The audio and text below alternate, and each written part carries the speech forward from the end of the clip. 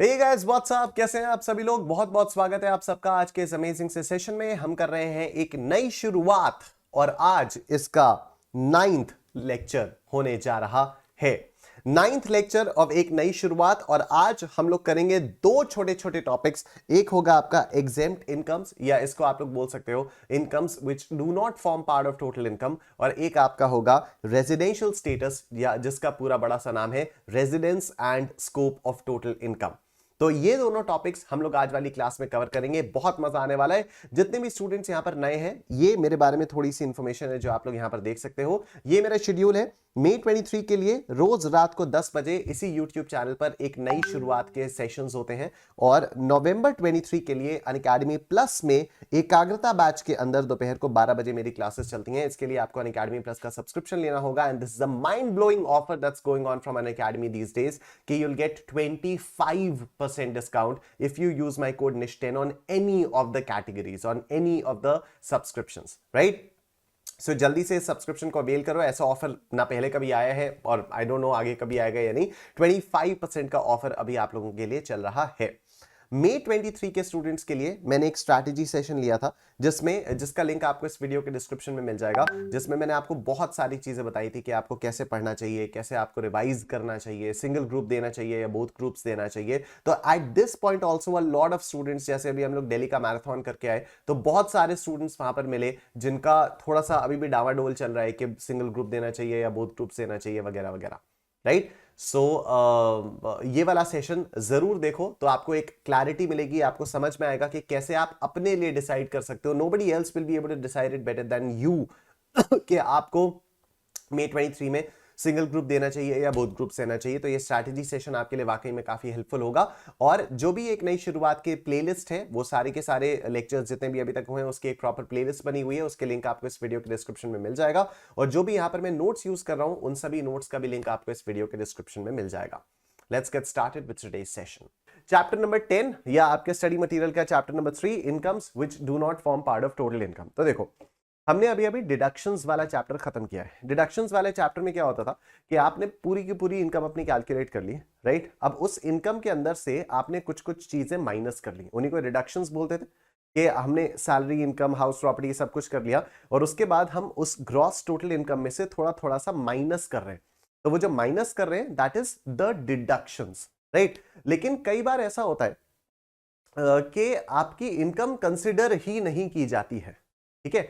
कोई आपने इनकम की, वो इनकम कंसिडर ही नहीं की। देखो, जब आप क्वेश्चन में आंसर दोगे और प्रैक्टिकली उसको सॉल्व करोगे तो वो भी डिडक्शन के तरह से ही आपको दिखाई देगा, बट उसको बोला जाता है एग्जेम्पशन, ठीक है। तो there is a difference between exemption and deduction.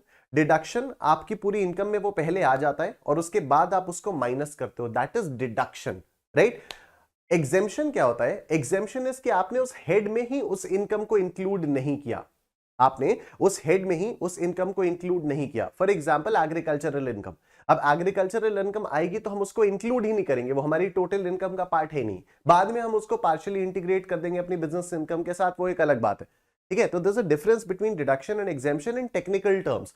बाकी ट्रीटमेंट करते समय आपको कई बार ऐसे लगेगा, जैसे मैं आपको बताता हूं, कैपिटल गेन्स में जो पूरी 54 वाली सीरीज थी उसको बोला जाता है एग्जेम्पशंस अंडर सेक्शन 54, राइट। लेकिन आप उसको जब ट्रीट करते हो तो आप कैसे करते हो? कैपिटल गेन्स माइनस करते हो ना, उसमें लेस एग्जेम्पशन अंडर सेक्शन 54 या एग्जेम्पशन अंडर सेक्शन या एग्जेम्पशन अंडर सेक्शन वो, राइट। तो आप लेस करते हो तो आपको ऐसा लगेगा कि सर वो भी तो हम डिडक्ट ही कर रहे हैं, राइट। लेकिन इसका एक एक्सप्लेनेशन ये भी है कि उन्हें आप डिडक्ट कर रहे हो फ्रॉम दैट पर्टिकुलर हेड, ठीक है। उन्हें आप डिडक्ट कर रहे हो फ्रॉम दैट पर्टिकुलर हेड। आपने कैपिटल गेन्स को ही रिड्यूस करके दिखाया, ठीक है। आपने ऐसा नहीं किया कि कैपिटल गेन्स पूरे के पूरे वैसे आ गए तो इनकम फ्रॉम कैपिटल गेन्स ही आ गई और उसके बाद ग्रॉस टोटल इनकम में से आपने उसको माइनस किया, राइट। तो आपने ऐसा नहीं किया तो उसको वहां पर एग्जेम्पशन बोल दिया गया। अब आप दूसरे तौर पे बात करोगे तो सर जो हाउस प्रॉपर्टी में सेक्शन 24 वाले डिडक्शंस होते हैं वो भी एग्जेम्पशंस हो गए, लेकिन उनको डिडक्शंस बोला गया, ठीक है। तभी मैं आपसे कह रहा हूं इंटरचेंजेबली हम लोग अपने सिलेबस में जब भी बात करते हैं तो हम इंटरचेंजेबली इन दोनों टर्म्स को यूज करते हैं, रिडक्शंस को भी एग्जेम्पशंस को भी। लेकिन टेक्निकलिटी ये है कि डिडक्शंस जो है वो आपकी टोटल इनकम में से माइनस होते हैं, एग्जेम्पशंस जो है वो आपकी इनकम में इंक्लूड ही नहीं किए जाते, राइट। तो लेकिन इसमें बहुत ज्यादा पढ़ने की जरूरत नहीं है। हम एग्जाम पॉइंट ऑफ व्यू से देखते हैं, एग्जाम पॉइंट ऑफ व्यू से कैसे होगा, क्या होगा। तो आज फटाफट से देखना शुरू करते हैं। बहुत ज्यादा इसमें दिमाग मत लगाना कि अरे इसमें तो ऐसा होता है, इसमें तो वैसा होता है, बिल्कुल उसमें अंदर घुसने की जरूरत नहीं है, ठीक है। प्रैक्टिकल लाइफ में भी इसमें कोई अंदर घुसने की जरूरत नहीं है, और ना ही थियोरेटिकली इसमें अंदर घुसने की जरूरत है। हाँ, अगर मान लो एग्जाम में कोई क्वेश्चन आ गया कि रिडक्शंस अंडर चैप्टर 6 से या एग्जेम्पशंस अंडर सेक्शन 10, इसमें फर्क क्या है, तो आप ये फर्क डाल सकते हो कि दीज एग्जेम्पशंस अंडर सेक्शन 10 का मतलब होता है the incomes which are exempt under section 10 will not be included for computing total income। तो टोटल इनकम को कंप्यूट करते समय उन्हें देखा ही नहीं, राइट। जैसे सेक्शन 10 में बहुत सारी चीजें आप लोग ऑलरेडी पढ़ चुके हो, specially in the chapter of salaries. Salaries में हम लोगों ने कितना पढ़ा था ना, एचआरए, तो वो भी सेक्शन 10 के किसी एक सबसेक्शन में एग्जेम्प्ट था। फिर हमने और भी बहुत सारी चीजें पढ़ी थी, बहुत सारे अलाउंसेस और परक्विजिट्स पढ़े थे जो कि सेक्शन 10 के किसी एक सबसेक्शन के अंदर वो एग्जेम्प्ट थे, राइट। तो ये सारी चीजें हम लोगों ने सैलरीज में पढ़ी। तो लेकिन प्रैक्टिकली अगर देखा जाए, मतलब प्रैक्टिकली इन द सेंस जब आपने क्वेश्चंस को सॉल्व किया तो आपने किया तो वही ना, less least of the following is exempt, ठीक है। तो किया आपने लेस, डिडक्ट किया, लेकिन least of the following is exempt, तो एग्जेम्पशन की वजह से आपने हेड के अंदर डिडक्ट किया, ठीक है। एग्जेम्प्ट होने की वजह से आपने उस हेड के अंदर ही डिडक्ट कर दिया, तो आपकी टोटल इनकम का पार्ट फॉर्म ही नहीं कर पाया। लेकिन अगर आपकी टोटल इनकम आ जाएगी, उसमें से आप कोई चीज माइनस करोगे तो उसको डिडक्शन बोलेंगे, ठीक है। बट एनीवे, आओ देखो इसको। Incomes from which deductions are allowable at chapter 6A will first be included in the gross total income and then the deductions will be allowed from gross total income, ठीक है। Anyway, section 10 में हम लोगों को intermediate के level पर बहुत कुछ पढ़ना है, बहुत ज्यादा कुछ पढ़ना है, लेकिन वो सारा ऑलरेडी अलग अलग चैप्टर्स में हम लोग पढ़ चुके हैं, ठीक है। कुछ चीजें हमने सैलरीज में पढ़ी, कुछ कैपिटल गेन्स में पढ़ी। कैपिटल गेन्स में हमने क्या पढ़ा था, वो रूरल एग्रीकल्चरल लैंड को कैपिटल एसेट ही नहीं माना जाता है। बिजनेस इनकम में भी बहुत सारी चीजें पढ़ी, तो अदर सोर्सेज में भी हम लोगों ने पढ़ी।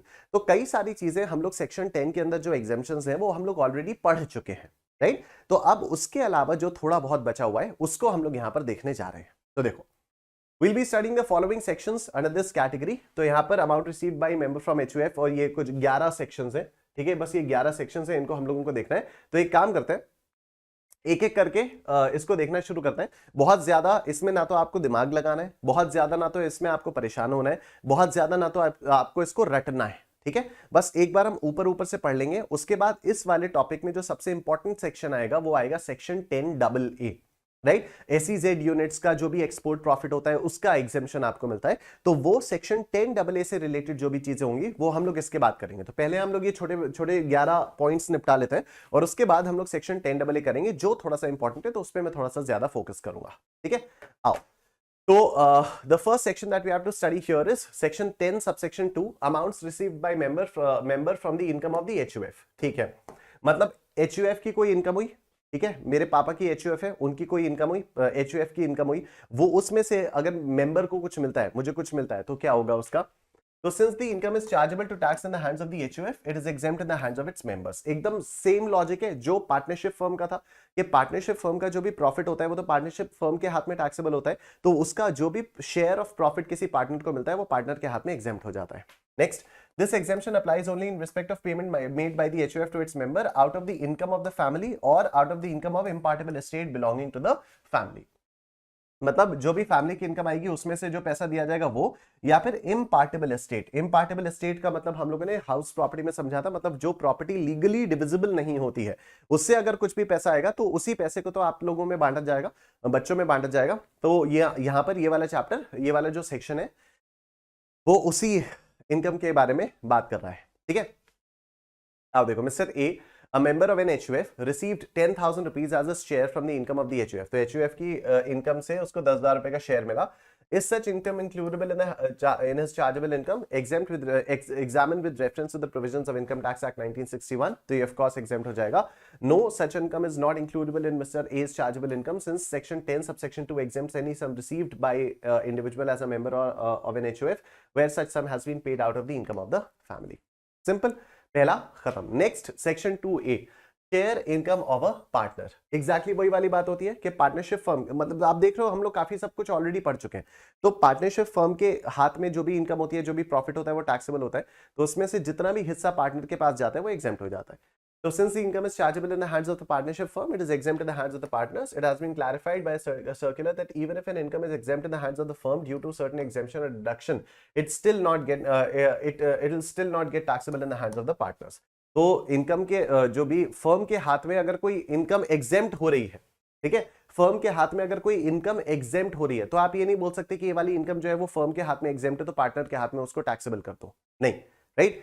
मतलब ये हुआ कि सपोज पार्टनरशिप फर्म ने कोई भी बिजनेस किया और उस बिजनेस से फर्म ने सपोज 1 करोड़ रुपए का प्रॉफिट कमाया, राइट। लॉ में कुछ ऐसा आ गया कि उस 1 करोड़ रुपए पर पार्टनरशिप फर्म को टैक्स नहीं देना है। अब ये प्रॉफिट है पार्टनर्स के पास हो जाएगा, तो अब लॉ मेकर्स ये तंग नहीं करेंगे पार्टनर्स को कि नहीं नहीं तुम टैक्स दो क्योंकि फर्म में एग्जेम्प्ट था, ठीक है। तो पार्टनर्स के से हमने थोड़ी कहा था फर्म के हाथ में एग्जेम्प्ट करो, वो तो तुम्हारा ही लॉ है जो कह रहा है फर्म के हाथ में एग्जेम्प्ट करो। फिर तो बेवकूफ बनाने वाली बात हो गई कि तुम कह रहे हो फर्म के हाथ में एग्जेम्प्ट, तुम्हारे हाथ में टैक्सेबल, काहे का एग्जेम्प्ट हुआ फिर।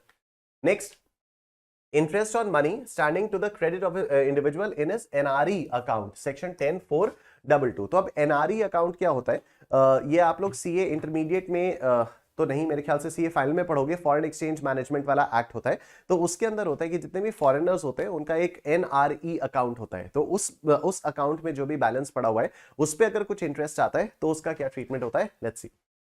As per section 10(4)(2), in the case of an individual, any income by way of interest on money standing to the credit of non-resident external account in any bank in India in accordance with the Foreign Exchange Management Act 1999 and the rules made thereunder would be exempt, provided such individual is a person resident outside India as defined in FEMA 1999 or is a person who has been permitted by the Reserve Bank of India to maintain such an account, ठीक है। इसमें क्या हो गया कि वही ये जो फॉरेन एक्सचेंज मैनेजमेंट एक्ट है जो मैं कह रहा हूं, आप लोग सीए फाइनल में पढ़ोगे या फिर पता नहीं सीए इंटरमीडिएट के लॉ के सिलेबस में है या नहीं, आई हैव नो आइडिया, लेकिन यहां पर आप लोगों को पता चलेगा कि जितने भी लोग इंडिया के बाहर रहते हैं they are required to maintain an NRE account. What is an NRE account? A non-resident external account, right? तो ये RBI परमिशन देती है। इस अकाउंट में अगर कोई भी इंटरेस्ट आपका, इस अकाउंट में जो भी बैलेंस है उससे आपको जो भी इंटरेस्ट मिलेगा उस इंटरेस्ट पे आपको टैक्स नहीं देना पड़ेगा, ठीक है।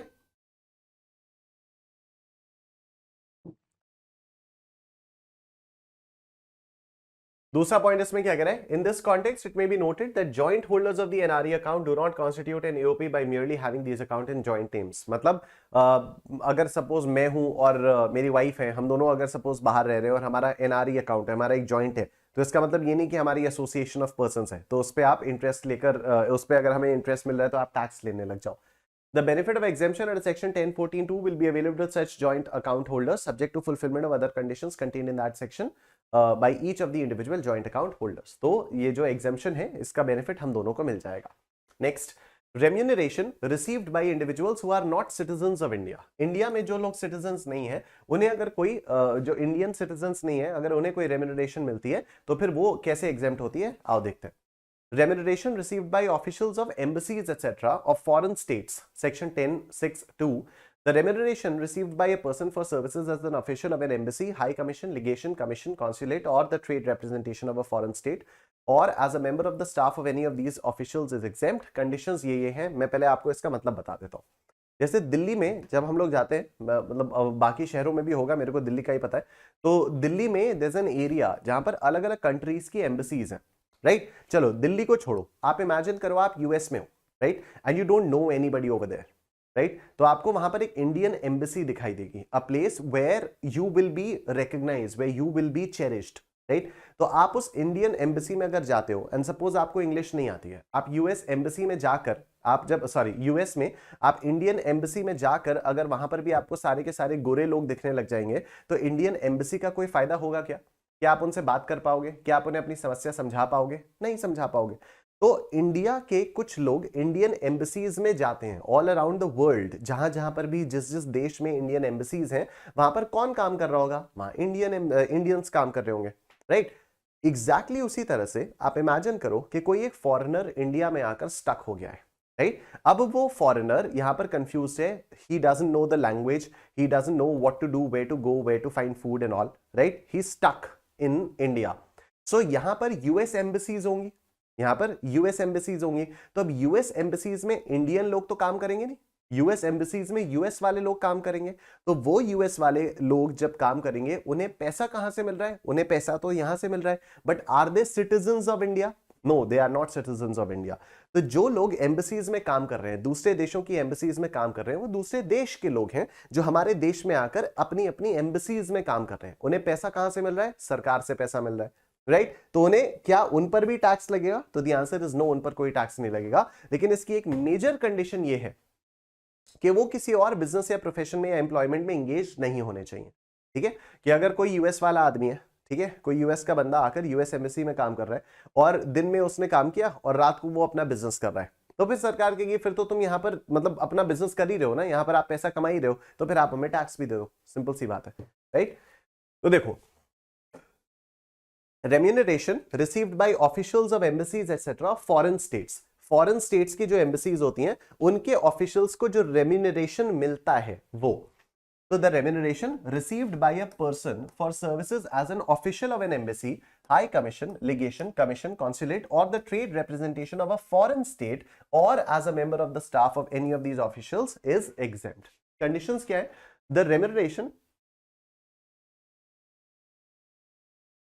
conditions है the remuneration received by our corresponding government officials or members of the staff resident in such foreign countries should be exempt. तो इसकी एक जो कंडीशन है वो ये है कि जैसे यूएस वाले बंदे से हम यहाँ पर यूएस एम्बेसी में काम करने के लिए टैक्स नहीं ले रहे, उसी तरह से यूएस में जो हमारे बंदे इंडियन एम्बेसीज में काम कर रहे हैं उनको तो पैसा यूएस से मिल रहा है, तो उन पे टैक्स यूएस गवर्नमेंट भी ना ले। ठीक है, दैट इज अ कंडीशन। पता लगा यूएस गवर्नमेंट तो हमारे इंडियन लोगों से उधर टैक्स ले रही है और हम यहां पर यूएस वाले लोगों से टैक्स नहीं ले रहे। ठीक है, तो ये गलत हो जाएगा। तो यहां पर कंडीशन एक ये है कि हमारे बंदे जो अमेरिका में इंडियन एम्बेसीज में काम कर रहे हैं उनसे जो भी पैसा उनका वो उनकी जो भी कमाई है उस पर यूएस की गवर्नमेंट टैक्स ना ले। दूसरा, the above mentioned members of the staff should be the subjects of respective countries represented and should not be engaged in any other business or profession or employment in India. तो किसी भी और business में या profession में या employment में India में नहीं होने चाहिए। Remuneration received for services rendered in India as an employee of foreign enterprise. तो remuneration received by a foreign national as an employee of a foreign enterprise for some service rendered by him during his stay in India is also exempt from tax. तो US का कोई बंदा, ठीक है, मैंने suppose अपने यहाँ कोई सॉफ्टवेयर बनवाया या मैंने अपने यहाँ कोई फैक्ट्री बनवाई और फैक्ट्री मैंने आउटसोर्स की यूएस से, राइट? अब उसमें अगर कोई प्रॉब्लम आई तो यूएस से बंदा आया और उस चीज को उसने यहाँ पर ठीक किया और उसके लिए हमने उसको कुछ पैसा दे दिया। तो यूएस वाले बंदे को अगर हम यहाँ से कुछ पैसा दे रहे हैं तो उस पे हम लोग कोई टैक्स नहीं लेंगे, उस पे सरकार कोई टैक्स नहीं लेगी। Condition, the foreign enterprise is not engaged in any business और ट्रेड। तो ये फॉरेन एंटरप्राइज जो भी है वो उसको ये एम्प्लॉई फॉरेन एंटरप्राइज का है, तो foreign enterprise should not be engaged in any business और ट्रेड। तो फॉरेन जो एंटरप्राइज है वो किसी बिजनेस या ट्रेड में एंगेज नहीं होनी चाहिए। दूसरा, employees stay in India does not exceed 90 days during the previous year. तो अगर मैं उसको कुछ काम ठीक करने के लिए बुला रहा हूं या कुछ भी है तो 90 दिन से ज्यादा उसका इंडिया में स्टे नहीं होना चाहिए। और next, remuneration is not liable to be deducted from the employer's income chargeable to tax under the act. तो remuneration जो है उसकी जो भी दी जाएगी वो employer's income से deductible नहीं होगी। मतलब मैंने बुलाया उसको अगर सॉरी ये तो उसके में है ना, फॉरेन वाले में है, तो क्या हो गया, यूएस की कंपनी है, ठीक है, यूएस की कंपनी में से कोई बंदा यहां पर आया, उसको हमने पैसा दिया। अब यूएस की कंपनी वाले अगर हमारे दिए हुए पैसे का डिडक्शन क्लेम करेंगे कि ये तो हमने सैलरी पे की है, तो ये तो गड़बड़ हो जाएगा। ठीक है, तो यूएस वाला जो बंदा है, जो एम्प्लॉयर है, जो उस फॉरेन नेशनल का जो भी फॉरेन वाला बंदा हमारे यहाँ आके काम कर रहा है, उसका एम्प्लॉयर अगर उसकी सैलरी में से अगर उसकी सैलरी क्लेम कर लेगा जो पैसा हमने दिया है, तो ये गलत हो जाएगा। तो फिर उसके हाथ में टैक्सेबल हो जाएगा। Salary received by non-citizen, non-resident for services rendered in connection with the employment of foreign ship. Salary income received by or due to a non-citizen of India, जो ये इंडिया का सिटीजन नहीं है, who is also a non-resident for services rendered in connection with his employment on a foreign ship is exempt, where his total stay in India does not exceed 90 days during the previous year. तो again वही बात है, कोई foreign citizen अगर ship पे services provide कर रहा है, इंडिया के अंदर वो शिप है, जैसे बड़ी बड़ी अलग अलग देशों में शिप्स जाती रहती है, तो इंडिया के अंदर वो शिप आ गई, अब वो 90 दिन के लिए यहाँ पर है, तो फिर 90 दिन से अगर कम के लिए वो यहाँ पर अपनी सर्विसेज प्रोवाइड कर रहे हैं, उस पर भी हम कोई टैक्स नहीं। Remuneration received by foreign government employees during their stay in India for a specified training. तो फॉरेन गवर्नमेंट के जो एम्प्लॉइज इंडिया में स्टे करते हैं फॉर स्पेसिफिक ट्रेनिंग, उनके लिए क्या है, any remuneration received by employees of foreign government from their respective governments during their stay in India is exempt from tax if such remuneration is received in connection with their training in any establishment or office or in any undertaking owned by the government or any company wholly owned by the central or state government or jointly by the central and one or more state governments, or any company which is a subsidiary of the company referred to in B above, matlab state government, central government, any statutory corporation or any society registered under the Societies Registration Act 1860 or any other similar law which is wholly financed by the central government or any state governments or jointly by the central and one or more state governments. Simple सा मतलब है कि कोई भी foreign government का employ अगर India में training के लिए आता है और वो ट्रेनिंग सरकार से मिल रही है, चाहे वो किसी भी फॉर्म में हो, तो फिर उसकी इनकम पर कोई टैक्स सरकार नहीं लेती है. सिंपल. ठीक. नेक्स्ट आ जाओ, compensation received on account of disaster. तो this clause exempts any amount received or receivable as compensation by individual or his legal heir on account of any disaster. Such compensation should be granted by the central government or the state government or local authority. However, exemption would not be available in respect of compensation for alleviating any damage or loss which has already been allowed as deduction under the act. तो अगर कोई भी disaster हो जाता है, उसके लिए आपको कुछ भी पैसा मिलता है तो उस पर सरकार टैक्स नहीं लेती है. लेकिन अगर उस पैसे का आप ऑलरेडी डिडक्शन क्लेम कर चुके हो, पहले आप उसका डिडक्शन क्लेम कर चुके हो, तो फिर आपको टैक्स देना पड़ जाए. डिजास्टर का मतलब catastrophe, mishap, calamity, grave occurrence in any area arising from natural or man-made causes or by accident or negligence. It should have the effect of causing. तो एक्सीडेंट क्या हो कि माना जाए कि वो डिजास्टर है. ठीक है. Substantial loss of life or human suffering, भाई साहब, damage to and destruction of property or damage to or degradation of environment, ये सारी चीजें होंगी तब हम बोलेंगे कि वो डिजास्टर है. It should be of such a nature or magnitude as to beyond the coping capacity of community of the affected area. भैया मान गए, मतलब एकदम इसको बहुत ही ज्यादा तबाही चाहिए तभी डिजास्टर माना जाएगा. Next, compensation on account of disaster received from local authority by an individual or his or her legal heir is taxable. Examine the correctness of the statement with reference to the provisions of the Income Tax Act 1961. Of course, the statement is false. So the statement is not correct. As per section 10 BC, any amount received or receivable as compensation by an individual or his or her legal heir on account of any disaster from the central government, state government or local authority is exempt from tax. However, exemption is not available to the extent such individual or legal heir has already been allowed a deduction under this act on account of such loss or damage caused by such disaster. Right? Next, payment from Sukanya Samriddhi account. तो इसके बारे में भी हम लोग already बात कर चुके हैं कि सुकन्या समृद्धि अकाउंट से अगर आपको कुछ पैसा मिलता है तो फिर क्या होता है.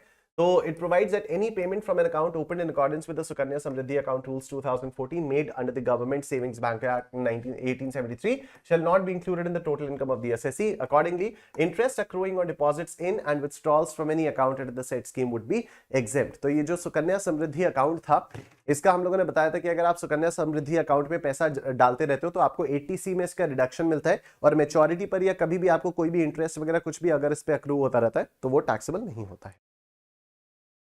Next, educational scholarships. So the value of scholarship granted to meet the cost of education would be exempted from tax in the hands of recipient irrespective of the amount or source of scholarship. So now this is a very interesting section. इसको आप लोग important mark कर लो. जब हम लोग computation of total income and tax payable वाला chapter पढ़ेंगे, जो कि इसके अगले का अगला चैप्टर होगा, अगला चैप्टर रेजिडेंशियल स्टेटस होगा, उसके बाद हम लोग computation of total income and tax payable करेंगे, तो उसमें किसी किसी क्वेश्चन में आपके पास ही आएगा एजुकेशनल स्कॉलरशिप्स. तो अगर आपको पढ़ाई के लिए स्कॉलरशिप मिल रही है कितने भी अमाउंट की, कुछ भी होगा, तो ये आपका एग्जेम्प्ट होगा. तो the value of scholarship granted to meet the cost of education would be exempt from tax in the hands of the recipient irrespective of the amount और सोर्स ऑफ द स्कॉलरशिप. तो कहीं से भी मिले, private, government, कुछ कोई पंगा नहीं है. अगर आपको स्कॉलरशिप मिली है, वेरी गुड, जाओ पढ़ाई करो. ठीक. Next, payments to MPs and MLAs. तो देखो, the following incomes of members of parliament or state legislatures will be exempt. तो एक तो daily allowance, तो daily allowance received by any member of parliament or any state legislature or committee thereof. तो इसमें कुछ समझाने का है नहीं, पढ़ के अपने आप समझ में आ रहा है. Constituency allowance of MPs. In case of a member of parliament, any allowance received under members of parliament constituency allowances rules 1986, ये भी आपका exempt है. And constituency allowance of MLAs. Any constituency allowance received by any person by reason of his membership of any state legislature under any act or rules made by that state legislature, ये भी आपका exempt हो जाता है. Next, awards for literary, scientific and artistic works and other awards by the government. So any award instituted in the public interest by the central or state government or by any other body approved by the central government and a reward by the central state government for such purposes as may be approved by the central government in public interest will enjoy exemption of this clause. कोई भी आपको अगर सरकारी awards वगैरह मिलते हैं तो वो एग्जेम्प्ट हो जाएंगे. Next, pension received by recipient of gallantry awards. तो गैलेंट्री अवार्ड्स कौन से होते हैं?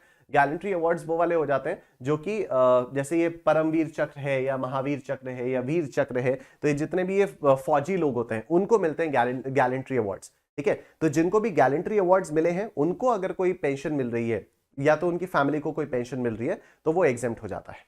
तो देखो, any income by way of pension received by an individual is exempt from income tax if such individual was an employee of the central or state government and has been awarded Paramveer Chakra, Mahavir Chakra or Veer Chakra or such other gallantry award notified by the central government in this behalf.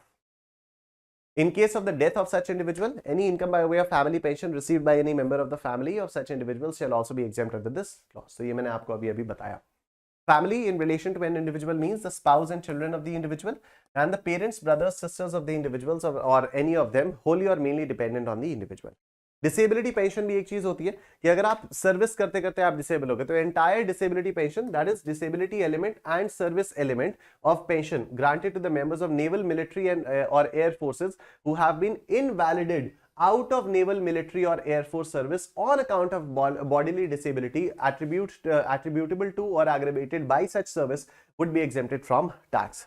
ठीक है, तो अगर आप लोगों ने Sherlock Holmes देखा हो तो उसमें जो पहला ही एपिसोड होता है या पहला ही जो सीन होता है उसमें ये होता है कि जो डॉक्टर जॉन वॉटसन होता है, he has been invalidated from Afghanistan, क्योंकि वो क्या होता है कि लड़ाई कर रहे होते हैं और फिर उसके कंधे पे गोली लग जाती है, फिर वो साइकोसोमैटिक उसकी इंजरी हो जाती है, फिर वो लंगड़ा के चलने लगता है, तो उससे बोला जाता है now you are no longer valid to be fit in the army.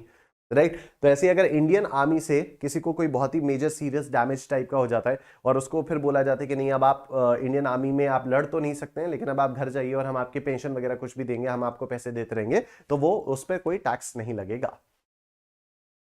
Exemption in respect of disability pension would be available to all armed forces personnel irrespective of rank who have been invalidated out of such service on account of bodily disability attributable to or aggravated by such service. तो यही है कि किसी भी rank का हो तो आपको उसका एग्जेम्पशन मिल जाएगा, उस पेंशन वगैरह पे या उस पैसे पर कोई टैक्स नहीं लिया जाएगा. Next, specified income of a Sikkimese individual. तो देखो, the following income which accrues or arises to a Sikkimese individual would be exempt from income tax. अगर कोई सिक्किम का इंडिविजुअल है तो उसके हाथ में जो भी इनकम आएगी, ये वाली इनकम, वो एग्जेम्प्ट हो जाएगी. Income from any source in the state of Sikkim. दूसरा, income by way of dividend or interest on securities. तो शेयर्स से अगर कोई भी डिविडेंड मिलता है या डिबेंचर से कोई भी इंटरेस्ट मिलता है तो वो एग्जेम्प्ट हो जाएगा. और अगर सिक्किम में स्टेट ऑफ सिक्किम के अंदर किसी भी सोर्स से इनकम अराइज होती है तो वो भी एग्जेम्प्ट हो जाएगी. However, this exemption will not be available to a Sikkimese woman who on or after 1st April 2008 marries a non-Sikkimese individual. किसी सिक्किम की लेडी ने किसी सिक्किम की लड़की ने अगर 1 अप्रैल 2008 के बाद किसी नॉन सिक्किमीज आदमी से शादी कर ली तो फिर उस औरत के ऊपर ये वाला एग्जेम्पशन नहीं लगेगा. Exemption is available to a Sikkimese individual only in respect of income from any source in the state of Sikkim. Examine the correctness of the statement with reference to the provisions of the Income Tax Act. Of course, this is not true क्योंकि यहाँ पर income from state of Sikkim तो है ही साथ ये भी है interest on securities वाला. So the statement is not correct.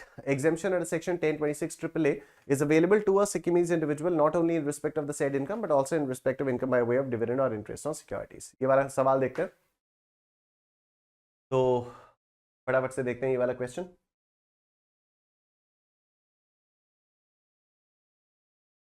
देखो जी, एक सेकंड. देखो, तो examine whether the following incomes are chargeable to tax and if so compute the income, compute the amount liable to tax. मैं इसमें पानी P लूं.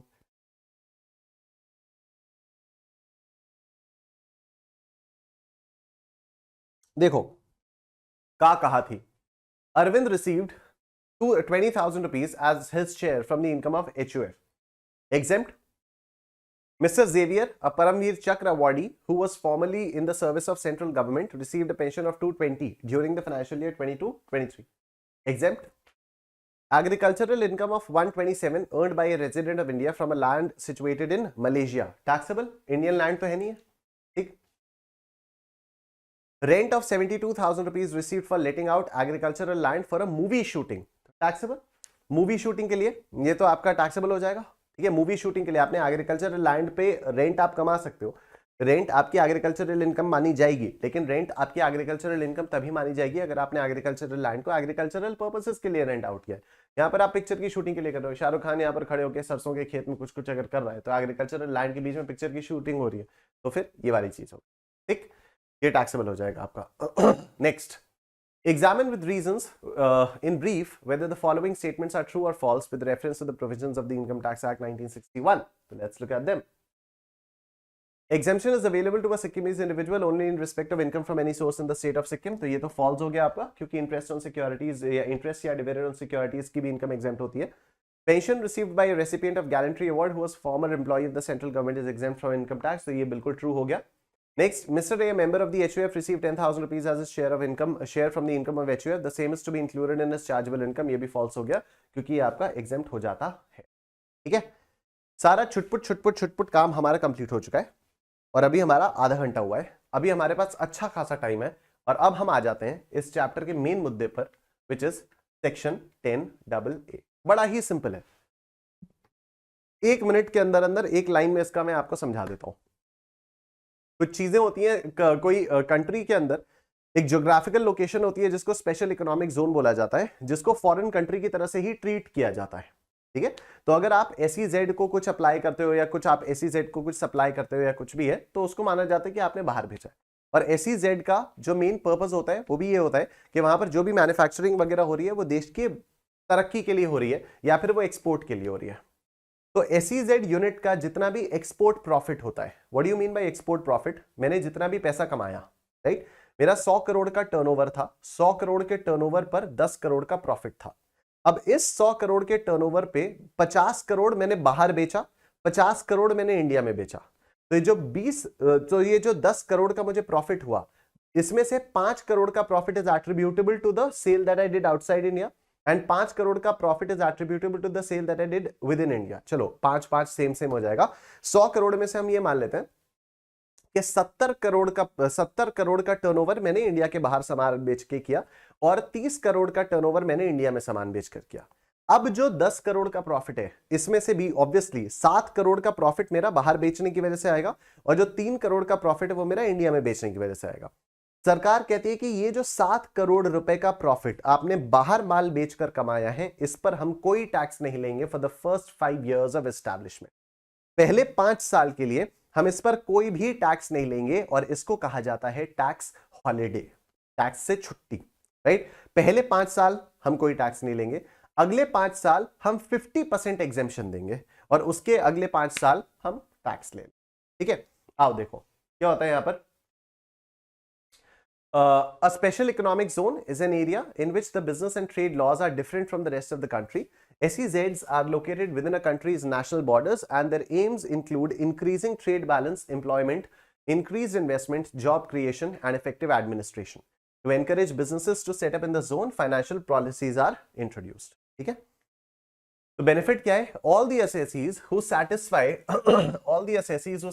the conditions mentioned in section 10AA are allowed the following deductions. पहले 5 साल 100% of export profits, export profit समझ में आ गया, export करने की वजह से जो प्रॉफिट आया है उसी को बोल दिया जाता है export profit.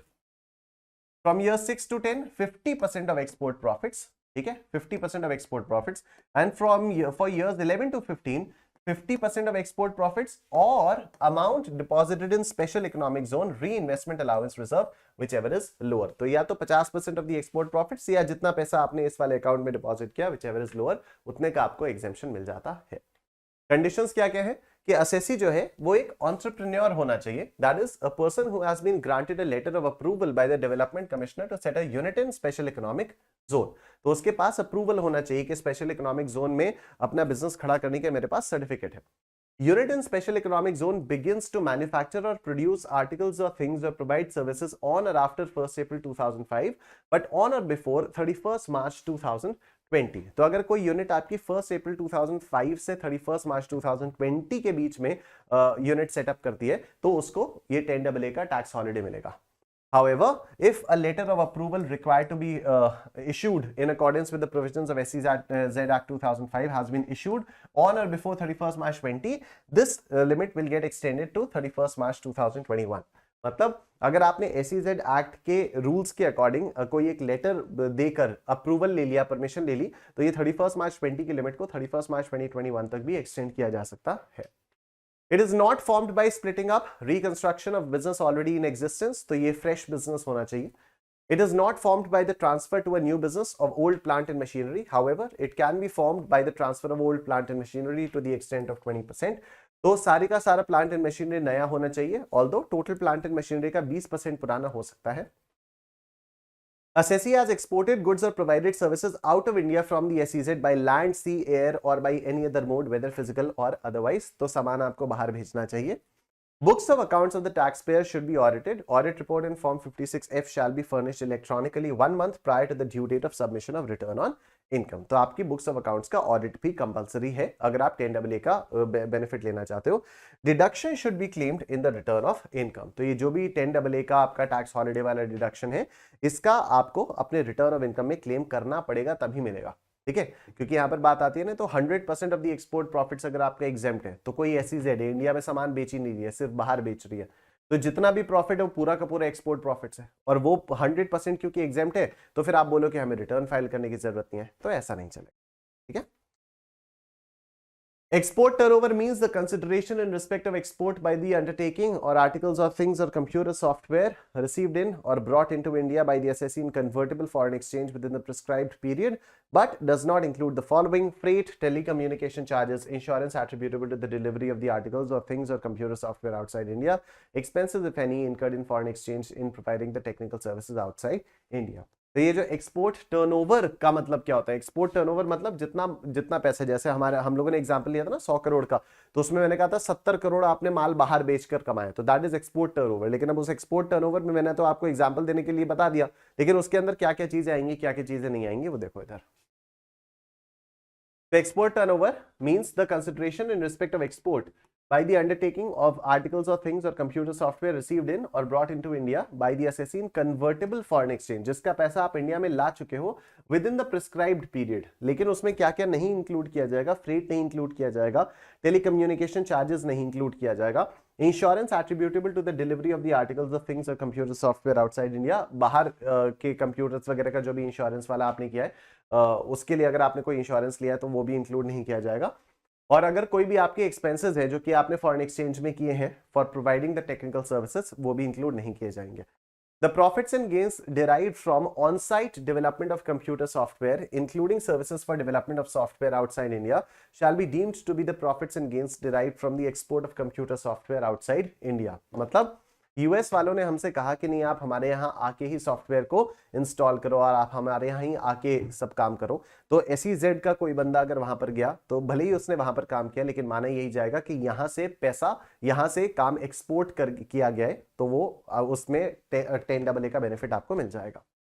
Brought forward losses incurred after 1st April 2001 cannot be deducted from profits of the business of the undertaking. In other words, deduction under section 10AA will be available in respect of profit of an eligible undertaking without setting off of brought forward losses. तो deduction आपको ये 10AA वाला deduction मिल जाएगा, लेकिन कोई भी setting of या brought forward losses इसमें नहीं हो.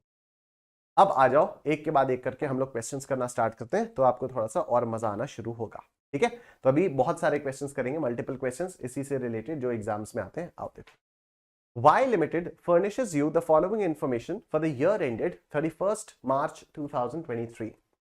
Total turnover of Unit A located in Special Economic Zone. अच्छा, याद रखना एग्जाम में कैसे पता चलेगा आपको ये 10AA लगाना है, ये आपको देखने से पता चलना चाहिए कि ये कंडीशंस जो थी ना यहाँ पर, ये कि स्पेशल इकोनॉमिक जोन में होना चाहिए.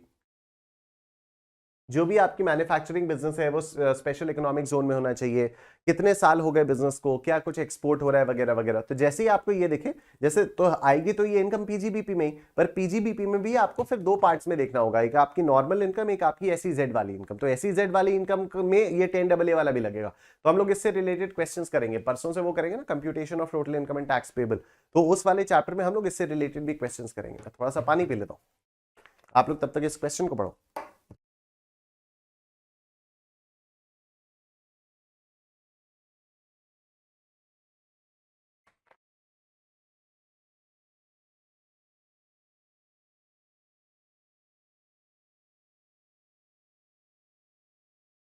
देखो, Y Limited furnishes you the following information for the year ended 31st March 23.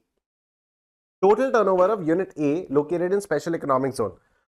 Total turnover ये निकल कर आई आपकी 100 करोड़ की। टोटल टर्नओवर ये आपकी निकल कर आई 100 लाख की, मतलब 1 करोड़ की। Profit of the business of unit A, total profit हुआ 30 लाख का। Export turnover of unit A 50 lakh. Total turnover of unit be located in domestic tariff area 200 lakh. अब ये स्पेशल इकोनॉमिक जोन में है यूनिट ए, ये डोमेस्टिक टैरिफ एरिया में, ठीक है, ये डोमेस्टिक टैरिफ एरिया में है यूनिट बी।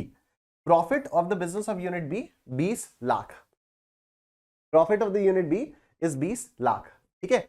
तो क्या डोमेस्टिक टैरिफ एरिया में भी अगर आपने कुछ भी प्रॉफिट वगैरह कमाया है तो क्या इस पर भी आपको 10AA की टैक्स हॉलिडे मिलेगी? ऑफ कोर्स नॉट, ठीक है। टैक्स हॉलिडे तो आपको तभी मिलेगी अगर SEZ पे आपने बिजनेस किया है और एक्सपोर्ट प्रॉफिट पर मिलेगा। Compute deduction under section 10AA for assessment year 23-24, assuming that Y Limited commenced operations in SEZ and DTA in the year 2018-19. तो अभी अगर प्रीवियस ईयर 18-19 में शुरू किया है, ठीक है, प्रीवियस ईयर 18-19 में शुरू किया है, तो फिर इसमें क्या होगा? प्रीवियस ईयर 18-19, प्रीवियस ईयर 19-20, 20-21, 21-22, 22-23, ठीक है। तो अभी ये 5th ईयर ऑफ ऑपरेशंस में, और अगर अभी ये 5th ईयर ऑफ ऑपरेशंस में तो पहले 5 साल तो 100% ऑफ द एक्सपोर्ट प्रॉफिट्स आपको मिल जाता था बेनिफिट। तो अभी इसमें एक्सपोर्ट प्रॉफिट्स आपके कितने आएंगे वही आपको कैलकुलेट करना है। तो देखो, टोटल टर्नओवर 100, एक्सपोर्ट टर्नओवर 50, ठीक है। तो 50/100 एक्सपोर्ट प्रॉफिट कैसे निकलेगा? 50/100 इंटू 30, राइट। कि एक्सपोर्ट से रिलेटेड प्रॉफिट कितना हुआ, यही तो बात हुई थी ना कि 100 लाख की, मतलब 1 करोड़ की आपकी टर्नओवर है, उसमें से 5 करोड़ की टर्नओवर आपने बाहर बेची है, तो फिर 30 का जो 30 लाख का प्रॉफिट भी है, ये जो 30 लाख का प्रॉफिट है ये कैसे आएगा? 30 लाख का profit into export turnover upon total turnover, ऐसे ही तो आएगा, ये कॉमन से, ठीक है। ये जो एक्सपोर्ट प्रॉफिट आएगा कैसे? जो भी टोटल प्रॉफिट है ये दिया हुआ है आपको, profit of the business of unit है, तो profit of the business is 30 lakh, तो 30 lakh into export turnover upon total turnover, इतना ही निकल कर आएगा कि एक्सपोर्ट से कितना हुआ, ठीक है। 30 इंटू 50/100 ये कितना आ जाएगा? 15 लाख का आ जाएगा। तो 15 लाख का आपको एग्जेम्पशन मिल गया, 100%, सिंपल, ठीक है। तो export profit is profit of the business of unit A into export turnover upon total turnover. तो एक्सपोर्ट टर्नओवर कितना? 50 अपॉन ये, तो टोटल 15 लाख का आपका प्रॉफिट आ गया। नेक्स्ट क्वेश्चन देखते हैं। नेक्स्ट क्वेश्चन देखो, Rudra limited has 1 unit at special economic zone and other unit at domestic tariff area, ठीक है। The company provides the following details for the previous year 22-23, तो टोटल सेल्स और export sales, ठीक है। अब रुद्र लिमिटेड में 2 units हैं, एक तो DTA और एक स्पेशल इकोनॉमिक जोन। एक तो DTA की यूनिट है और एक आपकी स्पेशल इकोनॉमिक जोन की है, ठीक है। तो अभी टोटल सेल्स रुद्र में कितनी हुई? 6 करोड़ की हुई। DTA में कितनी हुई? 2 करोड़ की हुई। तो SEZ में कितनी हुई होंगी? 4 करोड़ की हुई होंगी, है ना। SEZ में 4 करोड़ की हुई होंगी,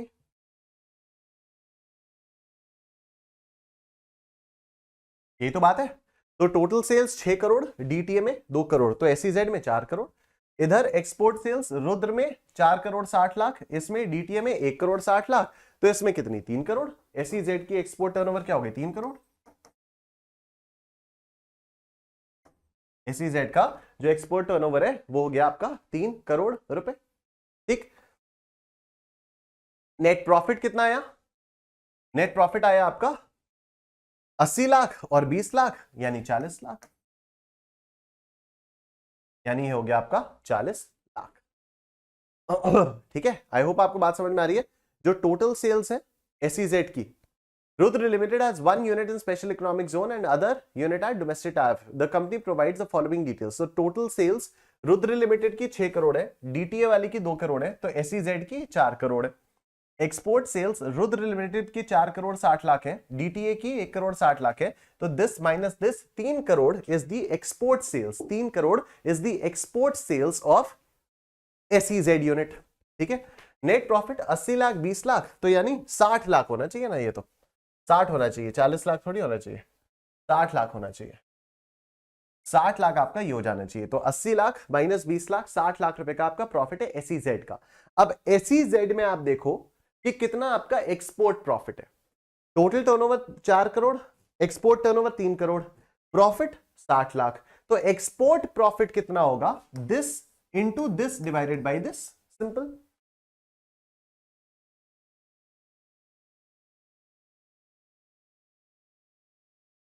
So calculate the eligible reduction from section 10AA of the Income Tax Act 1961 for the assessment year 23-24 if in the following situations. पहली, if both the units were set up and start manufacturing from 22nd May 2014, तो 14-15 में unit set हुई, ठीक है।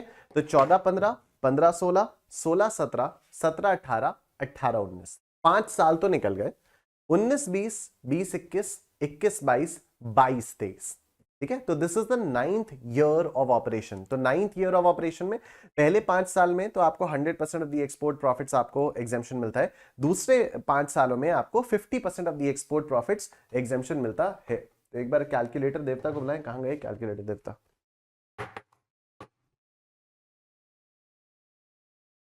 ये आ गए calculator देवता, ठीक है। तो अभी यहां पर अगर हम लोग देखें तो एक्सपोर्ट प्रॉफिट्स आएंगे कितने, the total turnover is 4 crore, export turnover is 3 crore, ठीक है, and the profit is 60 lakh. तो 60 लाख का डिवाइडेड बाय टोटल टर्नओवर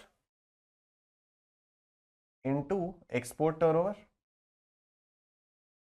ये आया आपका 45 लाख। अब इस 45 लाख का 50% यानी 22,50,000 रुपए। तो अगर आपके जो ऑपरेशंस हैं वो 2014-15 से स्टार्ट हुए तो 22,50,000 रुपए का आपको रिडक्शन मिलेगा। और दूसरा, if both the units must set up and start manufacturing from 14th May 2018, तो 18-19, तो 18-19, 19-20, 20-21, 21-22, 22-23, तो 5th ईयर ऑफ ऑपरेशन है, तो पूरा 45 लाख रुपए का रिडक्शन आपको मिल जाएगा। तो पहले केस में 22,50,000 रुपए का रिडक्शन मिलेगा, दूसरे केस में पूरा 45 लाख रुपए का रिडक्शन आपको मिल जाएगा, ठीक है। अब मैं आपसे रिक्वेस्ट करूंगा, जो बाकी क्वेश्चंस हैं मेरे ख्याल से बस एक ये है, 2 ये है, 3 ये है, बस अब 3 क्वेश्चंस और बचे, ठीक है। इन 3 क्वेश्चंस को आप लोग अपने आप से कर लीजिएगा। मैंने सोचा तो था कि मैं करवा दूंगा, but I am really not feeling well, तो I will end the session now, ठीक है। और ये जो बचे हुए 3 क्वेश्चंस हैं, इनको अभी जो भी नोट्स हैं उनमें सॉल्यूशंस अब आपको मिल जाएंगे। I record the sessions first and then I give the notes. तो अभी मैं इनके सॉल्यूशंस नोट्स में डाल के नोट्स अपलोड कर दूंगा, मतलब जब आप लोग देखोगे तो फिर नोट्स आपको मिलेंगे और उसमें आपको इन तीनों क्वेश्चंस के भी सॉल्यूशंस मिल जाएंगे, तो you can do it on your own, right. Let's get started with chapter number 11, residence and scope of total income. अब सुनो मेरी बात।